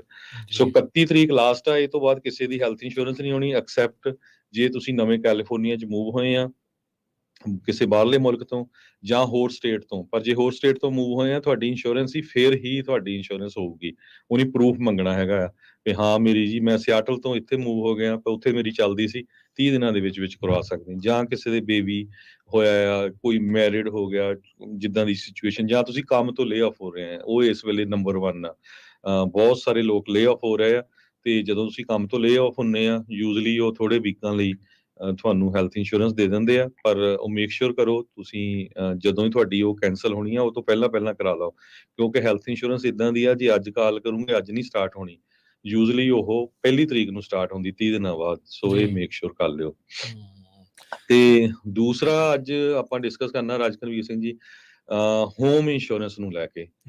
ਕੈਲੀਫੋਰਨੀਆ ਦੇ ਵਿੱਚ ਜੋ ਪ੍ਰੋਪਰਟੀ ਐਂਡ ਕੈਜੁਅਲਟੀ ਇੰਸ਼ੋਰੈਂਸ, ਜਿਹਦੇ ਵਿੱਚ ਹੋਮ ਇੰਸ਼ੋਰੈਂਸ ਆ ਜਾਂਦਾ, ਆਟੋ ਇੰਸ਼ੋਰੈਂਸ, ਤੁਹਾਡੀ ਬਿਜ਼ਨਸ ਇੰਸ਼ੋਰੈਂਸ, ਇਹ ਇੱਕ ਬਹੁਤ ਵੱਡਾ ਜਿਹੜੀ ਸਿਰਦਰਦੀ ਆ ਲੋਕਾਂ ਦੇ ਲਈ ਵੀ, ਇੰਸ਼ੋਰੈਂਸ ਬ੍ਰੋਕਰਸ ਦੇ ਲਈ ਵੀ ਤੇ ਕੰਪਨੀਆਂ ਲਈ ਬਣੀ ਹੋਈ ਹੈਗੀ ਆ। ਸਟੇਟ ਫਾਰਮ ਇੰਸ਼ੋਰੈਂਸ ਕੰਪਨੀ ਬਹੁਤ ਵੱਡੀ ਕੰਪਨੀ ਆ, ਤੁਹਾਨੂੰ ਸਾਰਿਆਂ ਨੂੰ ਪਤਾ ਹੀ ਆ। ਪਿਛਲੇ ਹਫਤੇ ਉਹਨਾਂ ਨੇ ਅਨਾਉਂਸ ਕਰਤਾ ਕਿ ਉਹ ਕਿਸੇ ਦੀ ਵੀ ਨਵੀਂ ਘਰਾਂ ਦੀ ਇੰਸ਼ੋਰੈਂਸ ਨਹੀਂ ਕਰਨਗੇ ਜੀ। ਇਸ ਤੋਂ ਪਹਿਲਾਂ ਹੋਰ ਵੀ ਬਹੁਤ ਸਾਰੀਆਂ ਕੰਪਨੀਆਂ ਜਿੱਦਾਂ ਨੇਸ਼ਨ ਵਾਈਡ ਆ, ਉਹਨਾਂ ਨੇ ਇੰਨੀਆਂ ਕੰਡੀਸ਼ਨਾਂ ਲਾਤੀਆਂ, ਅਲਟੀਮੇਟਲੀ ਇਨਡਾਇਰੈਕਟਲੀ ਉਹ ਕਹਿਣਾ ਚਾਹੁੰਦੇ ਵੀ ਅਸੀਂ ਇੰਸ਼ੋਰੈਂਸ ਨਹੀਂ ਕਰਨੀ। ਕੰਡੀਸ਼ਨਸ ਇੰਨੀਆਂ ਲਾ ਦੇ ਵੀ ਸਾਨੂੰ ਜੀ ਤੁਹਾਡੀਆਂ ਘਰ ਦੀਆਂ ਸਾਰੇ ਸਾਈਡਾਂ ਦੀਆਂ ਫੋਟੋਆਂ ਚਾਹੀਦੀਆਂ ਆ, ਤੁਹਾਡੇ ਫਰਨਸ ਦੀ ਪਿਕਚਰ ਚਾਹੀਦੀ ਆ, ਤੁਹਾਡੀ ਗ੍ਰੈਂਡ ਡੀਡ ਚਾਹੀਦੀ ਹੈਗੀ ਆ, ਕਿਹਦੇ ਨਾਂ ਤੇ ਘਰ ਹੈਗਾ, ਬਾਕੀ ਸਾਰੇ ਪ੍ਰੂਫ ਚਾਹੀਦੇ ਆ ਵੀ ਜੇ ਤੁਹਾਡੇ ਅਲਾਰਮ ਲੱਗਾ ਆ, ਬਹੁਤ ਕੁਛ ਜਿੱਦਾਂ ਡਾਕੂਮੈਂਟਸ ਮੰਗਦੇ ਹੈਗੇ ਆ। ਸੋ ਮੇਕ ਸ਼ੋਰ ਕਰੋ, ਇੱਕ ਤਾਂ ਕੋਈ ਵੀ ਆਪਣਾ ਭੈਣ ਭਰਾ ਜਿੱਥੇ ਘਰ ਖਰੀਦਣ ਜਾ ਰਿਹਾ, ਮੇਕ ਸ਼ੋਰ ਕਰ ਲਓ ਵੀ ਜਿੱਥੇ ਆਫਰ ਦੇਣੀ ਆ ਤੁਸੀਂ ਵੀ ਉਹ ਏਰੀਆ ਦੇ ਵਿੱਚ ਕੋਈ ਕੰਪਨੀ ਇੰਸ਼ੋਰੈਂਸ ਕਰਦੀ ਵੀ ਆ ਕਿ ਨਹੀਂ ਕਰਦੀ। ਬਹੁਤ ਵਾਰੀ ਮੈਂ ਇਦਾਂ ਦੀ ਸਿਚੁਏਸ਼ਨ ਦੇਖੀ ਆ ਜਿੱਥੇ ਕਿ ਵੀ ਤੁਹਾਡਾ ਜੇ ਘਰ ਦੀ ਇੰਸ਼ੋਰੈਂਸ $1000 ਦੀ ਹੁੰਦੀ ਆ ਤੇ ਉਹ 3-3, 4-4 ਹਜ਼ਾਰ ਡਾਲਰ ਦੀ ਹੋ ਰਹੀ ਆ, ਕਿਉਂਕਿ ਉਹ ਫਾਇਰ ਵਾਲਾ ਏਰੀਆ ਆ ਗਿਆ। ਬਹੁਤ ਸਾਰੀਆਂ ਨਵੀਆਂ ਡਿਵੈਲਪਮੈਂਟਸ ਆ, ਕਿਉਂਕਿ ਕੀ ਹੁੰਦਾ ਵੀ ਜਿਹੜਾ ਫਾਇਰ ਸਕੋਰਿੰਗ ਕਰਦੇ ਹੈਗੇ ਆ ਉਹਨੂੰ ਰਾਈਟ ਵੇ ਅਪਡੇਟ ਨਹੀਂ ਕਰਦੇ। ਉਹ ਹਾਲਾਂਕਿ ਬੜਾ ਵਧੀਆ ਏਰੀਆ ਆ, ਪਰ ਉਹ ਕਹਿੰਦੇ ਵੀ ਨਹੀਂ ਹਾਈ ਫਾਇਰ ਹੈਜ਼ਰਡ ਏਰੀਆ, ਅਸੀਂ ਇੱਥੇ ਇੰਸ਼ੋਰੈਂਸ ਨਹੀਂ ਕਰਨੀ। ਬਹੁਤ ਸਾਰੀਆਂ ਕੰਪਨੀਆਂ ਨੌਨ ਰਿਨਿਊ ਵੀ ਕਰ ਰਹੀਆਂ ਹੈਗੀਆਂ ਆ। ਜਦੋਂ ਤੁਹਾਡੀ ਪਾਲਿਸੀ ਖਤਮ ਹੋਣੀ ਆ ਉਹਨੂੰ ਰਿਨਿਊ ਨਹੀਂ ਕਰਨੀ ਹੈਗੀ। ਸੋ ਮੇਕ ਸ਼ੋਰ ਕਰੋ ਜਦੋਂ ਵੀ ਤੁਹਾਡੀ ਘਰ ਦੀ ਇੰਸ਼ੋਰੈਂਸ ਦਾ ਕੋਈ ਲੈਟਰ ਆਉਂਦਾ ਹੈ, ਯੂਜ਼ਲੀ ਕਈ ਵਾਰ 60 ਦਿਨ ਦੇ ਦਿੰਦੇ ਆ, ਤੁਹਾਡੇ ਕੋਲ ਸਮਾਂ ਹੁੰਦਾ ਤੇ ਸ਼ੌਪ ਅਰਾਊਂਡ ਕਰ ਲਓ। ਸਾਰੇ ਮੇਕ ਸ਼ੋਰ ਕਰੋ। ਪਹਿਲੀ ਗੱਲ ਤਾਂ ਇਹ ਆ ਵੀ ਆਪਾਂ ਹਮੇਸ਼ਾ ਹੀ, ਮੈਂ ਵੀ ਕਹਿੰਦਾ ਰਹਿੰਦਾ, ਪੰਜਾਬੀਆਂ ਨੂੰ ਆਦਤ ਆ ਵੀ ਆਪਾਂ ਪੇਪਰ ਵਰਕ ਜਿਹੜਾ ਆ ਉਹ ਕਦੇ ਨਹੀਂ ਰੱਖਦੇ ਹੈਗੇ ਚੱਜ ਨਾਲ ਨਹੀਂ ਮੈਜੋਰਟੀ 'ਚ। ਰੱਖਦੇ। ਹਾਂ, ਸੋ ਪਲੀਜ਼ ਇੱਕ ਤਾਂ ਇਹ ਕਰੋ ਵੀ ਜਿੰਨੇ ਵੀ ਸਾਡੇ ਸਰੋਤੇ ਸੁਣ ਰਹੇ ਅੱਜ, ਆਪਣੀ ਆਪਣੀ ਘਰ ਦੀ ਜਿਹੜੀ ਇੰਸ਼ੋਰੈਂਸ ਪਾਲਿਸੀ ਆ ਉਹਨੂੰ ਪ੍ਰਿੰਟ ਕਰਕੇ ਆਪਣੇ ਕਿਤੇ ਫੋਲਡਰ ਦੇ ਵਿੱਚ ਰੱਖੋ। ਉਹਦੀਆਂ ਡੇਟਾਂ ਜ਼ਰੂਰ ਕਨਫਰਮ ਕਰੋ ਕਿ ਕਿਹੜੀ ਡੇਟ ਨੂੰ ਐਕਸਪਾਇਰ ਹੋਣੀ ਆ। ਮੇਕ ਸ਼ੋਰ ਕਰੋ ਰਿਨਿਊ ਹੋ ਰਹੀ ਕਿ ਨਹੀਂ। ਬਹੁਤ ਸਾਰੀਆਂ ਇੰਸ਼ੋਰੈਂਸ ਕੰਪਨੀਆਂ ਨੇ 40-40, 50-50% ਰੇਟ ਵੀ ਇਨਕਰੀਜ਼ ਹੋ ਗਿਆ। ਤੁਸੀਂ ਸ਼ੌਪ ਅਰਾਊਂਡ ਕਰ ਸਕਦੇ ਆ, ਪਰ ਮੇਕ ਸ਼ੋਰ ਕਰੋ ਜਦੋਂ ਤੱਕ ਤੁਹਾਡੀ ਜਿਹੜੀ ਸ਼ੌਪ ਅਰਾਊਂਡ ਕਰਕੇ ਨਵੀਂ ਤੁਸੀਂ ਇੰਸ਼ੋਰੈਂਸ ਲਈ ਆ, ਸਸਤੀ ਜੀ ਮਿਲ ਗਈ ਆ, ਉਹ ਸਾਰੀ ਲਾਗੂ ਹੋਣ ਤੋਂ ਬਾਅਦ ਹੀ ਦੂਜੀ ਇੰਸ਼ੋਰੈਂਸ ਕੈਂਸਲ ਕਰਾਇਓ। ਸੋ ਸਟੇਟ ਫਾਰਮ ਨੇ ਇਹ ਕਿਹਾ ਆ ਵੀ ਕੈਲੀਫੋਰਨੀਆ ਦੇ ਵਿੱਚ ਕੈਟਾਸਟ੍ਰੋਫਿਕ ਰਿਸਕ ਇੰਨਾ ਜ਼ਿਆਦਾ ਹੋ ਗਿਆ ਵਾਈਲਡ ਫਾਇਰ ਨੂੰ ਲੈ ਕੇ ਵੀ ਸਾਡੀ ਜਿਹੜੀ ਕਾਸਟ ਆ ਬਿਲਡ ਕਰਨ ਦੀ, ਉਹ ਅਸੀਂ ਅਫੋਰਡ ਨਹੀਂ ਕਰ ਸਕਦੇ ਹੈਗੇ। ਕਾਸਟ ਆਫ ਕੰਸਟਰਕਸ਼ਨ ਇੱਕ ਟਾਈਮ ਦੇ ਉੱਤੇ $150-200 ਹੁੰਦੀ ਸੀ, $800 ਪਰ ਸਕੁਅਰ ਫੁੱਟ ਤੇ ਚਲੀ ਗਈ। ਬਹੁਤ ਵਾਰ ਜੋ ਕਾਲ ਕਰਦੇ ਆ ਸਰੋਤੇ ਆਪਣੇ ਵੀ ਯਾਰ ਮੇਰੀ ਇੰਸ਼ੋਰੈਂਸ ਵੱਧ ਗਈ ਆ $100 $200 ਕਾਹਤੇ। ਪਰ ਦੇਖੋ ਤੁਸੀਂ caste of construction material the caste ਇੰਨੀ ਜ਼ਿਆਦਾ ਵੱਧ ਗਈ ਆ ਤੇ ਇੰਸ਼ੋਰੈਂਸ ਕੰਪਨੀ ਕਹਿੰਦੇ ਵੀ ਉਸ ਹਿਸਾਬ ਦੇ ਨਾਲ ਸਾਡੇ ਰੇਟ ਡਿਪਾਰਟਮੈਂਟ ਆਫ ਇੰਸ਼ੋਰੈਂਸ ਨਹੀਂ ਵਧਣ ਦੇ ਰਿਹਾ। ਸੋ ਅਲਟੀਮੇਟਲੀ ਕੀ ਕੀਤਾ, ਸਾਰਿਆਂ ਨੇ ਸਲਾਹ ਕਰ ਲਈ ਵੀ ਅਸੀਂ ਕਰਨੀ ਨਹੀਂ। ਮੈਜੋਰਟੀ ਦੇ ਵਿੱਚ ਇੰਸ਼ੋਰੈਂਸ ਕੰਪਨੀਆਂ ਅੱਜ ਦੀ ਡੇਟ 'ਚ ਘਰਾਂ ਦੀ ਇੰਸ਼ੋਰੈਂਸ ਨਹੀਂ ਕਰ ਰਹੀਆਂ। ਬਹੁਤ ਘੱਟ ਕੰਪਨੀਆਂ ਜੋ ਆ ਉਹ ਇੰਸ਼ੋਰੈਂਸ ਕਰ ਰਹੀਆਂ। ਤੇ ਉਹ ਵੀ ਇਹ ਆ ਵੀ ਇੱਕ ਤਾਂ ਇਹ ਆ ਵੀ ਜਦੋਂ ਆਪਣੇ ਘਰ ਆ, ਘਰ ਦੇਖੋ ਵੀ ਤੁਸੀਂ ਲੈਂਦੇ ਆ ਇੰਨੇ ਪੈਸੇ ਦਾ ਮਹਿੰਗਾ ਲੈਂਦੇ, ਉਹਨੂੰ ਕਲੀਨ ਰੱਖੋ ਬਿਲਕੁਲ। ਫਰੰਟ ਯਾਰਡ, ਬੈਕ ਯਾਰਡ, ਤੁਹਾਡੇ ਜਿਹੜੇ ਟਰੀਜ਼ ਆ ਉਹ ਟੱਚ ਨਹੀਂ ਕਰਨੇ ਚਾਹੀਦੇ ਰੂਫ ਨੂੰ। ਅੱਜ ਕੱਲ੍ਹ ਇੰਸ਼ੋਰੈਂਸ ਕੰਪਨੀਆਂ ਤੁਹਾਡੀਆਂ ਇੰਸਪੈਕਟਰ ਭੇਜਦੀਆਂ ਚੈੱਕ ਕਰਨ ਨੂੰ, ਫਿਰ ਜੇ ਉੱਥੇ ਮੈਸ ਹੋਵੇ ਫਿਰ ਉਹ ਕੈਂਸਲ ਕਰ ਦਿੰਦੀਆਂ ਵੀ ਨਹੀਂ ਇਹ ਤਾਂ ਘਰ ਦੀ ਮੇਨਟੇਨੈਂਸ ਹੀ ਨਹੀਂ ਚੱਜ ਨਾਲ ਰੱਖੀ ਹੈਗੀ। ਦੂਸਰਾ ਇਹ ਮੇਕ ਸ਼ੋਰ ਕਰੋ ਛੋਟੇ ਛੋਟੇ ਕਲੇਮ ਨਾ ਕਰੋ। ਇਹ ਮੈਂ ਪਹਿਲਾਂ ਵੀ ਇੱਕ ਦਿਨ ਕਿਹਾ ਸੀ, ਜੀ ਜਿਹੜੀ ਇੰਸ਼ੋਰੈਂਸ ਕੰਪਨੀ ਹੈ ਇਹ ਬੈਨੀਫਿਟ ਨਹੀਂ ਹੈ ਵੀ ਆਪਾਂ ਜੀ $500-700 ਦੇਤਾ ਤੇ ਕੋਈ ਵੀ ਛੋਟਾ ਜਿਹਾ ਕਲੇਮ ਆ ਇੱਕਦਮ ਕਾਲ ਕਰੋ ਇੰਸ਼ੋਰੈਂਸ ਕੰਪਨੀ ਨੂੰ। ਸੋ ਵੀਅਰ ਟੀਅਰ ਹੁੰਦੀ ਆ ਜਦੋਂ ਤੁਸੀਂ ਘਰ ਲਿਆ। ਹੁਣ ਮੰਨ ਲਓ ਵੀ ਕਾਰ ਦੀ ਇੰਸ਼ੋਰੈਂਸ ਆ, ਰਾਈਟ। ਸੋ ਹੁਣ ਤੁਸੀਂ ਕਾਰ ਦੀ ਇੰਸ਼ੋਰੈਂਸ ਕਰਾਈ ਆ, ਤੁਹਾਡੇ ਟਾਇਰ ਆ ਕਾਰ ਦੇ, ਉਹ ਘਸਣੀ ਆ, ਟਾਇਰ ਬਦਲਣੇ ਪੈਣੇ ਆ। ਇੰਸ਼ੋਰੈਂਸ ਥੋੜ੍ਹਾ ਬਦਲਣੇ ਆ। ਜੇ ਇੰਜਨ ਖਰਾਬ ਹੋ ਗਿਆ ਉਹ ਬਦਲਣਾ ਹੀ ਪੈਣਾ ਜਾਂ ਉਹਨੂੰ ਫਿਕਸ ਕਰਾਉਣਾ ਪੈਣਾ, ਇੰਸ਼ੋਰੈਂਸ ਨੇ ਨਹੀਂ ਕਰਨਾ। ਸੋ ਇਦਾਂ ਹੀ ਘਰਾਂ ਦੀ ਇੰਸ਼ੋਰੈਂਸ ਆ। ਕਈ ਵਾਰੀ ਕੀ ਹੁੰਦਾ ਵੀ ਇੱਕ ਅੱਧੀ ਟਾਈਲ ਜਾਂ ਪਸ਼ੂ ਪੰਛੀ ਜਿਹੜੇ ਆ ਸੌਰੀ ਉੱਥੇ ਬਹਿ ਜਾਂਦੇ ਆ, ਕਬੂਤਰ ਜਾਂ ਕੁਛ ਬਿੱਠਾਂ ਹੋ ਜਾਂਦੀਆਂ, ਉਹ ਪਾਣੀ ਸਟਕ ਹੋ ਜਾਂਦਾ, ਲੀਕ ਕਰ ਜਾਂਦਾ ਹਨਾ। ਸੋ ਉਹ ਬੀਅਰ ਟੀਅਰ ਤੁਹਾਨੂੰ ਦੇਖਣੀ ਚਾਹੀਦੀ ਹੈਗੀ ਆ। ਉਹ ਆਪ ਹੀ ਧਿਆਨ ਰੱਖਣਾ ਆ। ਇਸੇ ਤਰ੍ਹਾਂ ਜੋ ਤੁਹਾਡੀ ਫੈਂਸ ਆ ਹੁਣ 8 10 15 ਸਾਲੀ ਬਦਲਣੀ ਪੈਂਦੀ ਆ। ਕਈ ਵਾਰੀ ਕੀ ਹੁੰਦਾ ਵੀ ਫੈਂਸ ਦੀ ਟੋਟਲ ਕਾਸਟ ਤੁਸੀਂ ਸ਼ੇਅਰ ਕਰਦੇ ਆ, ਉਹ 2,500-3 ਹਜ਼ਾਰ ਹੁੰਦੀ ਆ, ਉਹਨਾਂ ਤੁਹਾਡਾ ਉਹ ਹਾਫ ਐਂਡ ਹਾਫ ਹੋਣੀ ਆ, ਡਿਡਕਟੀਬਲ ਹੋਣਾ, ਡੈਪਰੀਸ਼ੀਏਸ਼ਨ ਹੋਣਾ। ਤੁਸੀਂ ਕਲੇਮ ਕਰ ਦਿੰਦੇ ਆ ਜੋ ਫਿਕਸ ਕਰਨ ਵਾਲੇ ਆ ਉਹਨਾਂ ਦੇ ਕਹੇ ਤੇ ਮੁੜ ਕੇ ਤੁਹਾਨੂੰ ਮਿਲਦਾ ਵੀ ਕੁਛ ਨਹੀਂ ਤੇ ਰੈਕਡ 'ਚ ਵੀ ਆ ਜਾਂਦਾ। ਮੈਜੋਰਟੀ 'ਚ ਅੱਜ ਦੀ ਡੇਟ 'ਚ ਜਿਹੜੇ ਮੇਰੇ ਆਫਿਸ 'ਚ ਕਾਲਸ ਇਹ ਆ ਰਹੀਆਂ ਵੀ ਭਾਜੀ ਸਾਡੀ ਇੰਸ਼ੋਰੈਂਸ ਕੈਂਸਲ ਹੋ ਗਈ ਸੀ, ਸਾਡਾ ਕਲੇਮ ਫਾਈਲ ਹੋ ਗਿਆ ਸੀ, ਸਾਨੂੰ ਜੇ ਪਤਾ ਹੁੰਦਾ ਅਸੀਂ ਕਰਨਾ ਨਹੀਂ ਸੀ। ਹੁਣ ਉਹ ਕਹਿੰਦੇ ਵੀ ਅਸੀਂ ਕਰਨਾ ਨਹੀਂ ਹੈਗੀ ਇੰਸ਼ੋਰੈਂਸ। ਤੇ ਪ੍ਰੋਬਲਮ ਇਹ ਆ ਵੀ ਜਦੋਂ ਤੁਹਾਡਾ ਇੱਕ ਕਲੇਮ ਹੋ ਗਿਆ, ਚਾਹੇ ਉਹਨੇ ਪੇ ਕੀਤਾ ਚਾਹੇ ਨਹੀਂ ਕੀਤਾ, ਤੇ ਉਹ ਰੈਕਡ ਸ਼ੋ ਹੋ ਗਿਆ ਤੇ ਉਹ ਦੂਜੀਆਂ ਕੰਪਨੀਆਂ ਫਿਰ ਇੰਸ਼ੋਰੈਂਸ ਦਾ ਉਹ ਓਪਨ ਨਹੀਂ ਕਰਦੀਆਂ। ਕਿਹੜਾ ਕਲੇਮ ਸੀ, ਜੇ ਵਾਟਰ ਕਲੇਮ ਸੀ ਉਹ ਫਿਕਸ ਹੋਇਆ ਜਾਂ ਵਿੰਡ ਕਲੇਮ ਸੀ ਕਿੱਦਾਂ ਆ। ਸੋ ਅੱਜ ਦੀ ਡੇਟ ਦੇ ਵਿੱਚ ਕੈਲੀਫੋਰਨੀਆ ਦੇ ਵਿੱਚ ਘਰਾਂ ਦੀ ਇੰਸ਼ੋਰੈਂਸ, ਈਵਨ ਕਾਰਾਂ ਦੀ ਇੰਸ਼ੋਰੈਂਸ ਬਹੁਤ ਹਾਰਡ ਹੈਗੀ ਆ। ਸੋ ਮੇਕ ਸ਼ੋਰ ਕਰੋ ਤੁਹਾਡਾ ਕੋਈ ਵੀ ਜਿਹੜਾ ਬਿੱਲ ਆਉਂਦਾ ਆ ਉਹਨੂੰ ਰਾਈਟ ਵੇ ਭੇਜੋ, ਉਹਨੂੰ ਡਿਲੇ ਨਾ ਕਰੋ। ਹੁਣ ਬਹੁਤ ਵਾਰ ਲੋਕ ਜੀ ਮੇਰਾ ਤਾਂ ਕਦੇ ਕਲੇਮ ਹੀ ਨਹੀਂ ਹੋਇਆ, 30 ਸਾਲ ਹੋ ਗਏ ਮੈਂ ਪੈਸੇ ਦੇਈ ਜਾਂਦਾ, ਮੇਰੀ ਕਾਹਤੇ ਇੰਸ਼ੋਰੈਂਸ ਵਧੀਆ। ਪਰ ਗੱਲ ਇਹ ਆ ਵੀ ਜਦੋਂ ਇੱਕ ਕਲੇਮ ਵੱਡੇ ਹੁੰਦੇ ਆ ਨਾ, ਇੰਸ਼ੋਰੈਂਸ ਕੰਪਨੀਆਂ ਪੂਰੀ ਤਰ੍ਹਾਂ ਰਗੜ ਹੋ ਜਾਂਦੀਆਂ। 2018 ਦੇ ਵਿੱਚ ਕੈਂਪ ਫਾਇਰ ਹੋਈ ਸੀ, ਉਹਦੇ ਚ 11,000 ਘਰ ਸੜ ਕੇ ਸੁਆਹ ਹੋ ਗਏ ਸੀ, 50,000 ਲੋਕ ਡਿਸਪਲੇਸ ਹੋਏ ਸੀ ਉੱਥੋਂ। ਤੇ এনवायरमेंटਲਿਸਟ ਨੂੰ ਲੈ ਕੇ ਹੁਣ ਜੋ ਜਿੱਥੇ ਜਿੱਥੇ ਵੀ ਜੰਗਲ ਹੈਗੇ ਆ ਉਹ ਕਲੀਨ ਨਹੀਂ ਕੀਤੇ ਜਾ ਰਹੇ। ਉਹਨਾਂ ਨੇ ਰੂਲ ਇਦਾਂ ਦੇ ਬਣਾਤੇ ਆ। ਇੱਕ ਹੋਰ ਨਵਾਂ ਹੀ ਰੂਲ ਬਣਾਇਆ ਹੁਣ ਬੱਕਰੀਆਂ ਦੇ ਅਗੇਂਸਟ ਵੀ। ਬਹੁਤ ਜਗ੍ਹਾ ਤੇ ਬੱਕਰੀਆਂ ਨੂੰ ਯੂਜ਼ ਕੀਤਾ ਜਾਂਦਾ ਪਹਾੜੀਆਂ ਤੇ, ਉਹ ਆਪਾਂ ਸ਼ਾਮ ਨੂੰ ਡਿਸਕਸ ਕਰਾਂਗੇ। ਕੈਲੀਫੋਰਨੀਆ ਦੇ ਗਵਰਨਰ ਨੇ ਉਹਨਾਂ ਦੇ ਅਗੇਂਸਟ ਵੀ ਇੱਕ ਰੂਲ ਬਣਾਇਆ ਹੁਣ, ਤੇ ਉਹਦੇ ਨਾਲ ਉਹ ਕਲੀਨ ਅਪ ਹੋ ਜਾਂਦਾ ਸੀ। ਇਸ ਸਾਲ ਦੇ ਵਿੱਚ ਮੀਂਹ ਇੰਨੇ ਜ਼ਿਆਦਾ ਪਏ ਆ, ਉਹਨਾਂ ਦੇ ਨਾਲ ਅੱਗ ਲੱਗਣ ਦੇ ਬਹੁਤ ਜ਼ਿਆਦਾ ਚਾਂਸ ਹੈਗੇ ਆ। ਸੋ ਘਰਾਂ ਦੀ ਇੰਸ਼ੋਰੈਂਸ ਬਹੁਤ ਹਾਰਡ ਆ। ਮੇਕ ਸ਼ੋਰ ਕਰੋ ਵੀ ਜਿੱਥੇ ਵੀ ਤੁਹਾਡੀ ਚੱਲ ਰਹੀ ਹੈਗੀ ਆ ਡੇਟ ਉਹਨੂੰ ਨਾ ਮਿਸ ਕਰ ਦਿਓ। ਜੀ। ਤੇ ਦੂਸਰੇ ਨੰਬਰ ਤੇ ਜੇ ਰੇਟ ਬਹੁਤ ਜ਼ਿਆਦਾ ਵੱਧ ਗਏ ਆ, ਬਿਲਕੁਲ ਸ਼ੌਪ ਅਰਾਊਂਡ ਕਰੋ। ਤੁਸੀਂ ਸਾਡੇ ਆਫਿਸ ਵੀ ਕਾਲ ਕਰ ਸਕਦੇ ਹੋ। ਸਟਿਲ ਦੇਰ ਆਰ ਸਮ ਕੰਪਨੀਜ਼ ਜਿਹੜੀਆਂ ਕਰਦੀਆਂ ਹੈਗੀਆਂ ਇੰਸ਼ੋਰੈਂਸ, ਤੁਸੀਂ ਕਾਲ ਕਰ ਸਕਦੇ ਹੋ 408 272 2500 ਤੇ 4082722500। ਤੇ ਆਪਾਂ ਕੋਸ਼ਿਸ਼ ਕਰਕੇ ਤੁਹਾਨੂੰ ਦੱਸ ਸਕਦੇ ਹਾਂ ਵੀ ਹਾਂ ਇਹਦੀ ਇੰਸ਼ੋਰੈਂਸ ਹੋਊਗੀ ਜਾਂ ਸਸਤੀ ਹੋ ਸਕਦੀ ਜਾਂ ਕਿੱਦਾਂ ਵੀ। ਉਹਦਾ ਕਿਹੜਾ ਕੋਈ ਚਾਰਜ ਹੈਗੇ ਆ, ਕੋਟ ਬਿਲਕੁਲ। ਲੈਣ ਦਾ ਕੋਈ ਚਾਰਜ ਨਹੀਂ ਹੈ। ਪਰ ਮੇਕ ਸ਼ੋਰ ਕਰੋ ਜਦੋਂ ਵੀ ਤੁਸੀਂ ਕਿਤੇ ਕਲੇਮ ਕਰਦੇ ਆ।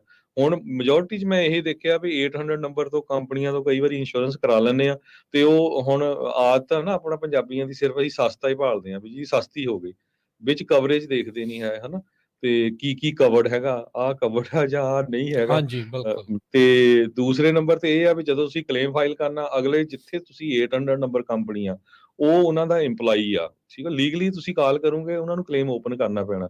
ਪਰ ਕਈ ਵਾਰ ਜੇ ਕੋਈ ਆਪਣਾ ਬੰਦਾ ਹੋਵੇ, ਐਕਸਪਰਟ ਹੈਗਾ ਆ, ਉਹ ਤੁਹਾਨੂੰ ਐਕਸਪਲੇਨ ਕਰ ਦਿੰਦਾ। ਮੈਂ ਹਮੇਸ਼ਾ ਹੀ ਪੁੱਛਦਾ ਭਾਜੀ ਫੈਂਸ ਹਾਂਜੀ ਕਿੰਨੀ ਆ ਜੀ, ਉਹ ਜੀ 50 ਫੁੱਟ ਆ। ਤੇ ਮੈਂ ਕਿਹਾ 50 ਫੁੱਟ ਦਾ ਤਾਂ ਤੁਸੀਂ ਐਸਟੀਮੇਟ ਲਵਾਇਆ ਹੈਂਡੀਮੈਨ ਤੋਂ ਕਿੰਨੇ ਦਾ ਆ? ਹਾਂਜੀ ਉਹ ਲਵਾਓ। ਫਿਰ ਤੁਸੀਂ ਦੇਖੋ ਫਿਰ ਤੁਹਾਡੀ ਜੇ ਸ਼ੇਅਰ ਹੁੰਦੀ ਆ ਨੇਬਰ ਦੇ ਨਾਲ, ਉਹ 50-50 ਹੋਣੀ ਆ, ਫਿਰ ਉਹਦੀ ਡੈਪਰੀਸ਼ੀਏਸ਼ਨ ਵੀ ਹੋਣੀ ਆ, ਫਿਰ ਤੁਹਾਡਾ ਡਿਡਕਟੀਬਲ ਆ, ਕਿਸੇ ਦਾ 2500 ਆ, ਕਿਸੇ ਦਾ 1000 ਆ। ਜੀ ਸੋ ਜੀ ਜੀ। ਕਲੇਮ ਦਾ ਫਾਇਦਾ ਨਹੀਂ ਹੋਣਾ। ਸੋ ਕਈ ਵਾਰੀ ਫਿਰ ਬੰਦੇ ਕਹਿੰਦੇ ਹਾਂ ਇਹ ਤਾਂ ਠੀਕ ਆ, ਤੁਸੀਂ ਸਹੀ ਦੱਸਿਆ। ਕਈ ਵਾਰੀ ਕੀ ਹੁੰਦਾ, ਸਿੱਧਾ ਹੀ ਕਾਲ ਕਰਤਾ, ਜਦੋਂ ਉਹਨੇ ਚੈੱਕ ਕਰਨ ਆਣਾ ਉਹਨੇ ਕਹਿਣਾ ਵੀ ਹਾਂ ਐਸਟੀਮੇਟ ਲਾਇਆ ਸੀ ਇੰਨਾ, ਤੇ ਦਿਸ ਇਜ਼ ਬਿਲੋ ਡਿਡਕਟੀਬਲ, ਤੇ ਅਸੀਂ ਕਲੇਮ ਡਿਨਾਈ ਕਰਦੇ, ਪਰ ਰੈਕਡ ਤੁਹਾਡੇ ਚੋਂ ਆ ਗਿਆ ਕਲੇਮ ਹਨਾ, ਈਵਨ ਦੋ ਉਹਨੇ ਨਹੀਂ ਵੀ ਪੇ ਕੀਤਾ ਹੈਗਾ। ਸੋ ਇਹ ਮੇਕ ਸ਼ੋਰ ਕਰੋ। ਤੇ ਕੋਈ ਵੀ ਕੁਐਸਚਨ ਤੁਹਾਨੂੰ auto insurance, specially home insurance ਦੇ ਸੰਬੰਧ ਦੇ ਵਿੱਚ, ਅਸੀਂ ਬ੍ਰੋਕਰ ਹਾਂ, 10 ਤੋਂ ਵੱਧ ਕੰਪਨੀਆਂ ਨਾਲ ਕਰਦੇ ਹਾਂ। ਕੁਝ ਕੰਪਨੀਆਂ ਹਜੇ ਵੀ ਹੈਗੀਆਂ ਗੁੱਡ ਕੰਪਨੀਜ਼ ਆ ਜਿਹੜੀਆਂ ਇੰਸ਼ੋਰੈਂਸ ਕਰਦੀਆਂ, ਤੇ ਕਨਫਰਮ ਕਰ ਲਿਓ ਸਾਡੇ ਆਫਿਸ ਕਾਲ ਕਰਕੇ 408 272 2500 ਤੇ। ਜੀ 4082722500 ਦੇ ਉੱਤੇ ਕਾਲ ਕਰ ਲਿਓ। ਚਾਹੇ ਮੈਡੀਕੇਅਰ ਦੀ ਗੱਲ ਆ, ਮੈਡੀਕਲ ਦੀ ਆ, Covered California health insurance, life insurance ਦਾ ਕੰਮ ਹੋਵੇ ਤਾਂ ਤੁਸੀਂ ਇਹਨਾਂ ਦੇ ਨਾਲ ਸੰਪਰਕ ਕਰ ਸਕਦੇ ਜੀ। ਹੋ। ਤੇ ਸੋ ਸਟੇਟ ਫਾਰਮ ਦਾ ਜਾਂਦੇ ਜਾਂਦੇ ਮੈਂ ਦੱਸਦਾ ਜਾਵਾਂ, ਜਿਹੜੀਆਂ ਕੰਪਨੀਆਂ ਜਿਨ੍ਹਾਂ ਦੇ ਆਲਰੇਡੀ ਇੰਸ਼ੋਰੈਂਸ ਹੈਗੀ ਆ, ਉਹਨਾਂ ਦੀ ਉਹ ਚੱਲਦੀ ਨਹੀਂ ਰਹੂਗੀ ਕੈਂਸਲ ਕਰ ਰਹੇ, ਪਰ ਨਵੀਆਂ ਉਹਨਾਂ ਨੇ ਬੰਦ ਕਰ ਦਿੱਤੀਆਂ। ਤੇ ਰੀਨਿਊ ਹੁੰਦੀ ਰਹੂਗੀ ਉਹਨਾਂ ਦੀ। ਹਾਂ ਉਹਨਾਂ ਦੀ ਹੁੰਦੀ ਰਹੂਗੀ, ਅਨਲੈਸ ਕਿ ਜਿੱਦਾਂ ਮੈਂ ਤੁਹਾਨੂੰ ਦੱਸਿਆ ਵੀ ਕਈ ਵਾਰੀ ਕਲੇਮ ਜ਼ਿਆਦਾ ਹੋ ਜਾਂਦੇ ਆ, ਫਿਰ ਉਹ ਕਹਿੰਦੇ ਕੰਪਨੀ ਵੀ ਆਊਟ ਹੋ ਸਾਡੇ ਜਾਵੇ ਲਈ ਤਾਂ। ਨਹੀਂ ਆ। ਜੀ ਬਿਲਕੁਲ ਜੀ। ਸੋ ਬਿਲਕੁਲ ਤੇ ਥੈਂਕ ਯੂ ਜੀ, ਬੜੀ ਮਿਹਰਬਾਨੀ ਹਰਜੋਤ ਜੀ। ਮਿਲਦੇ ਹਾਂ ਆਪਾਂ ਫਿਰ ਸ਼ਾਮ ਨੂੰ ਅਪਡੇਟ ਕੈਲੀਫੋਰਨੀਆ 'ਚ ਇੱਕ ਵਾਰੀ ਫਿਰ। ਸਭ ਨੂੰ ਪਿਆਰ ਭਰੀ ਸਤਿ ਸ਼੍ਰੀ ਅਕਾਲ। ਸਤਿ ਸ੍ਰੀ ਅਕਾਲ।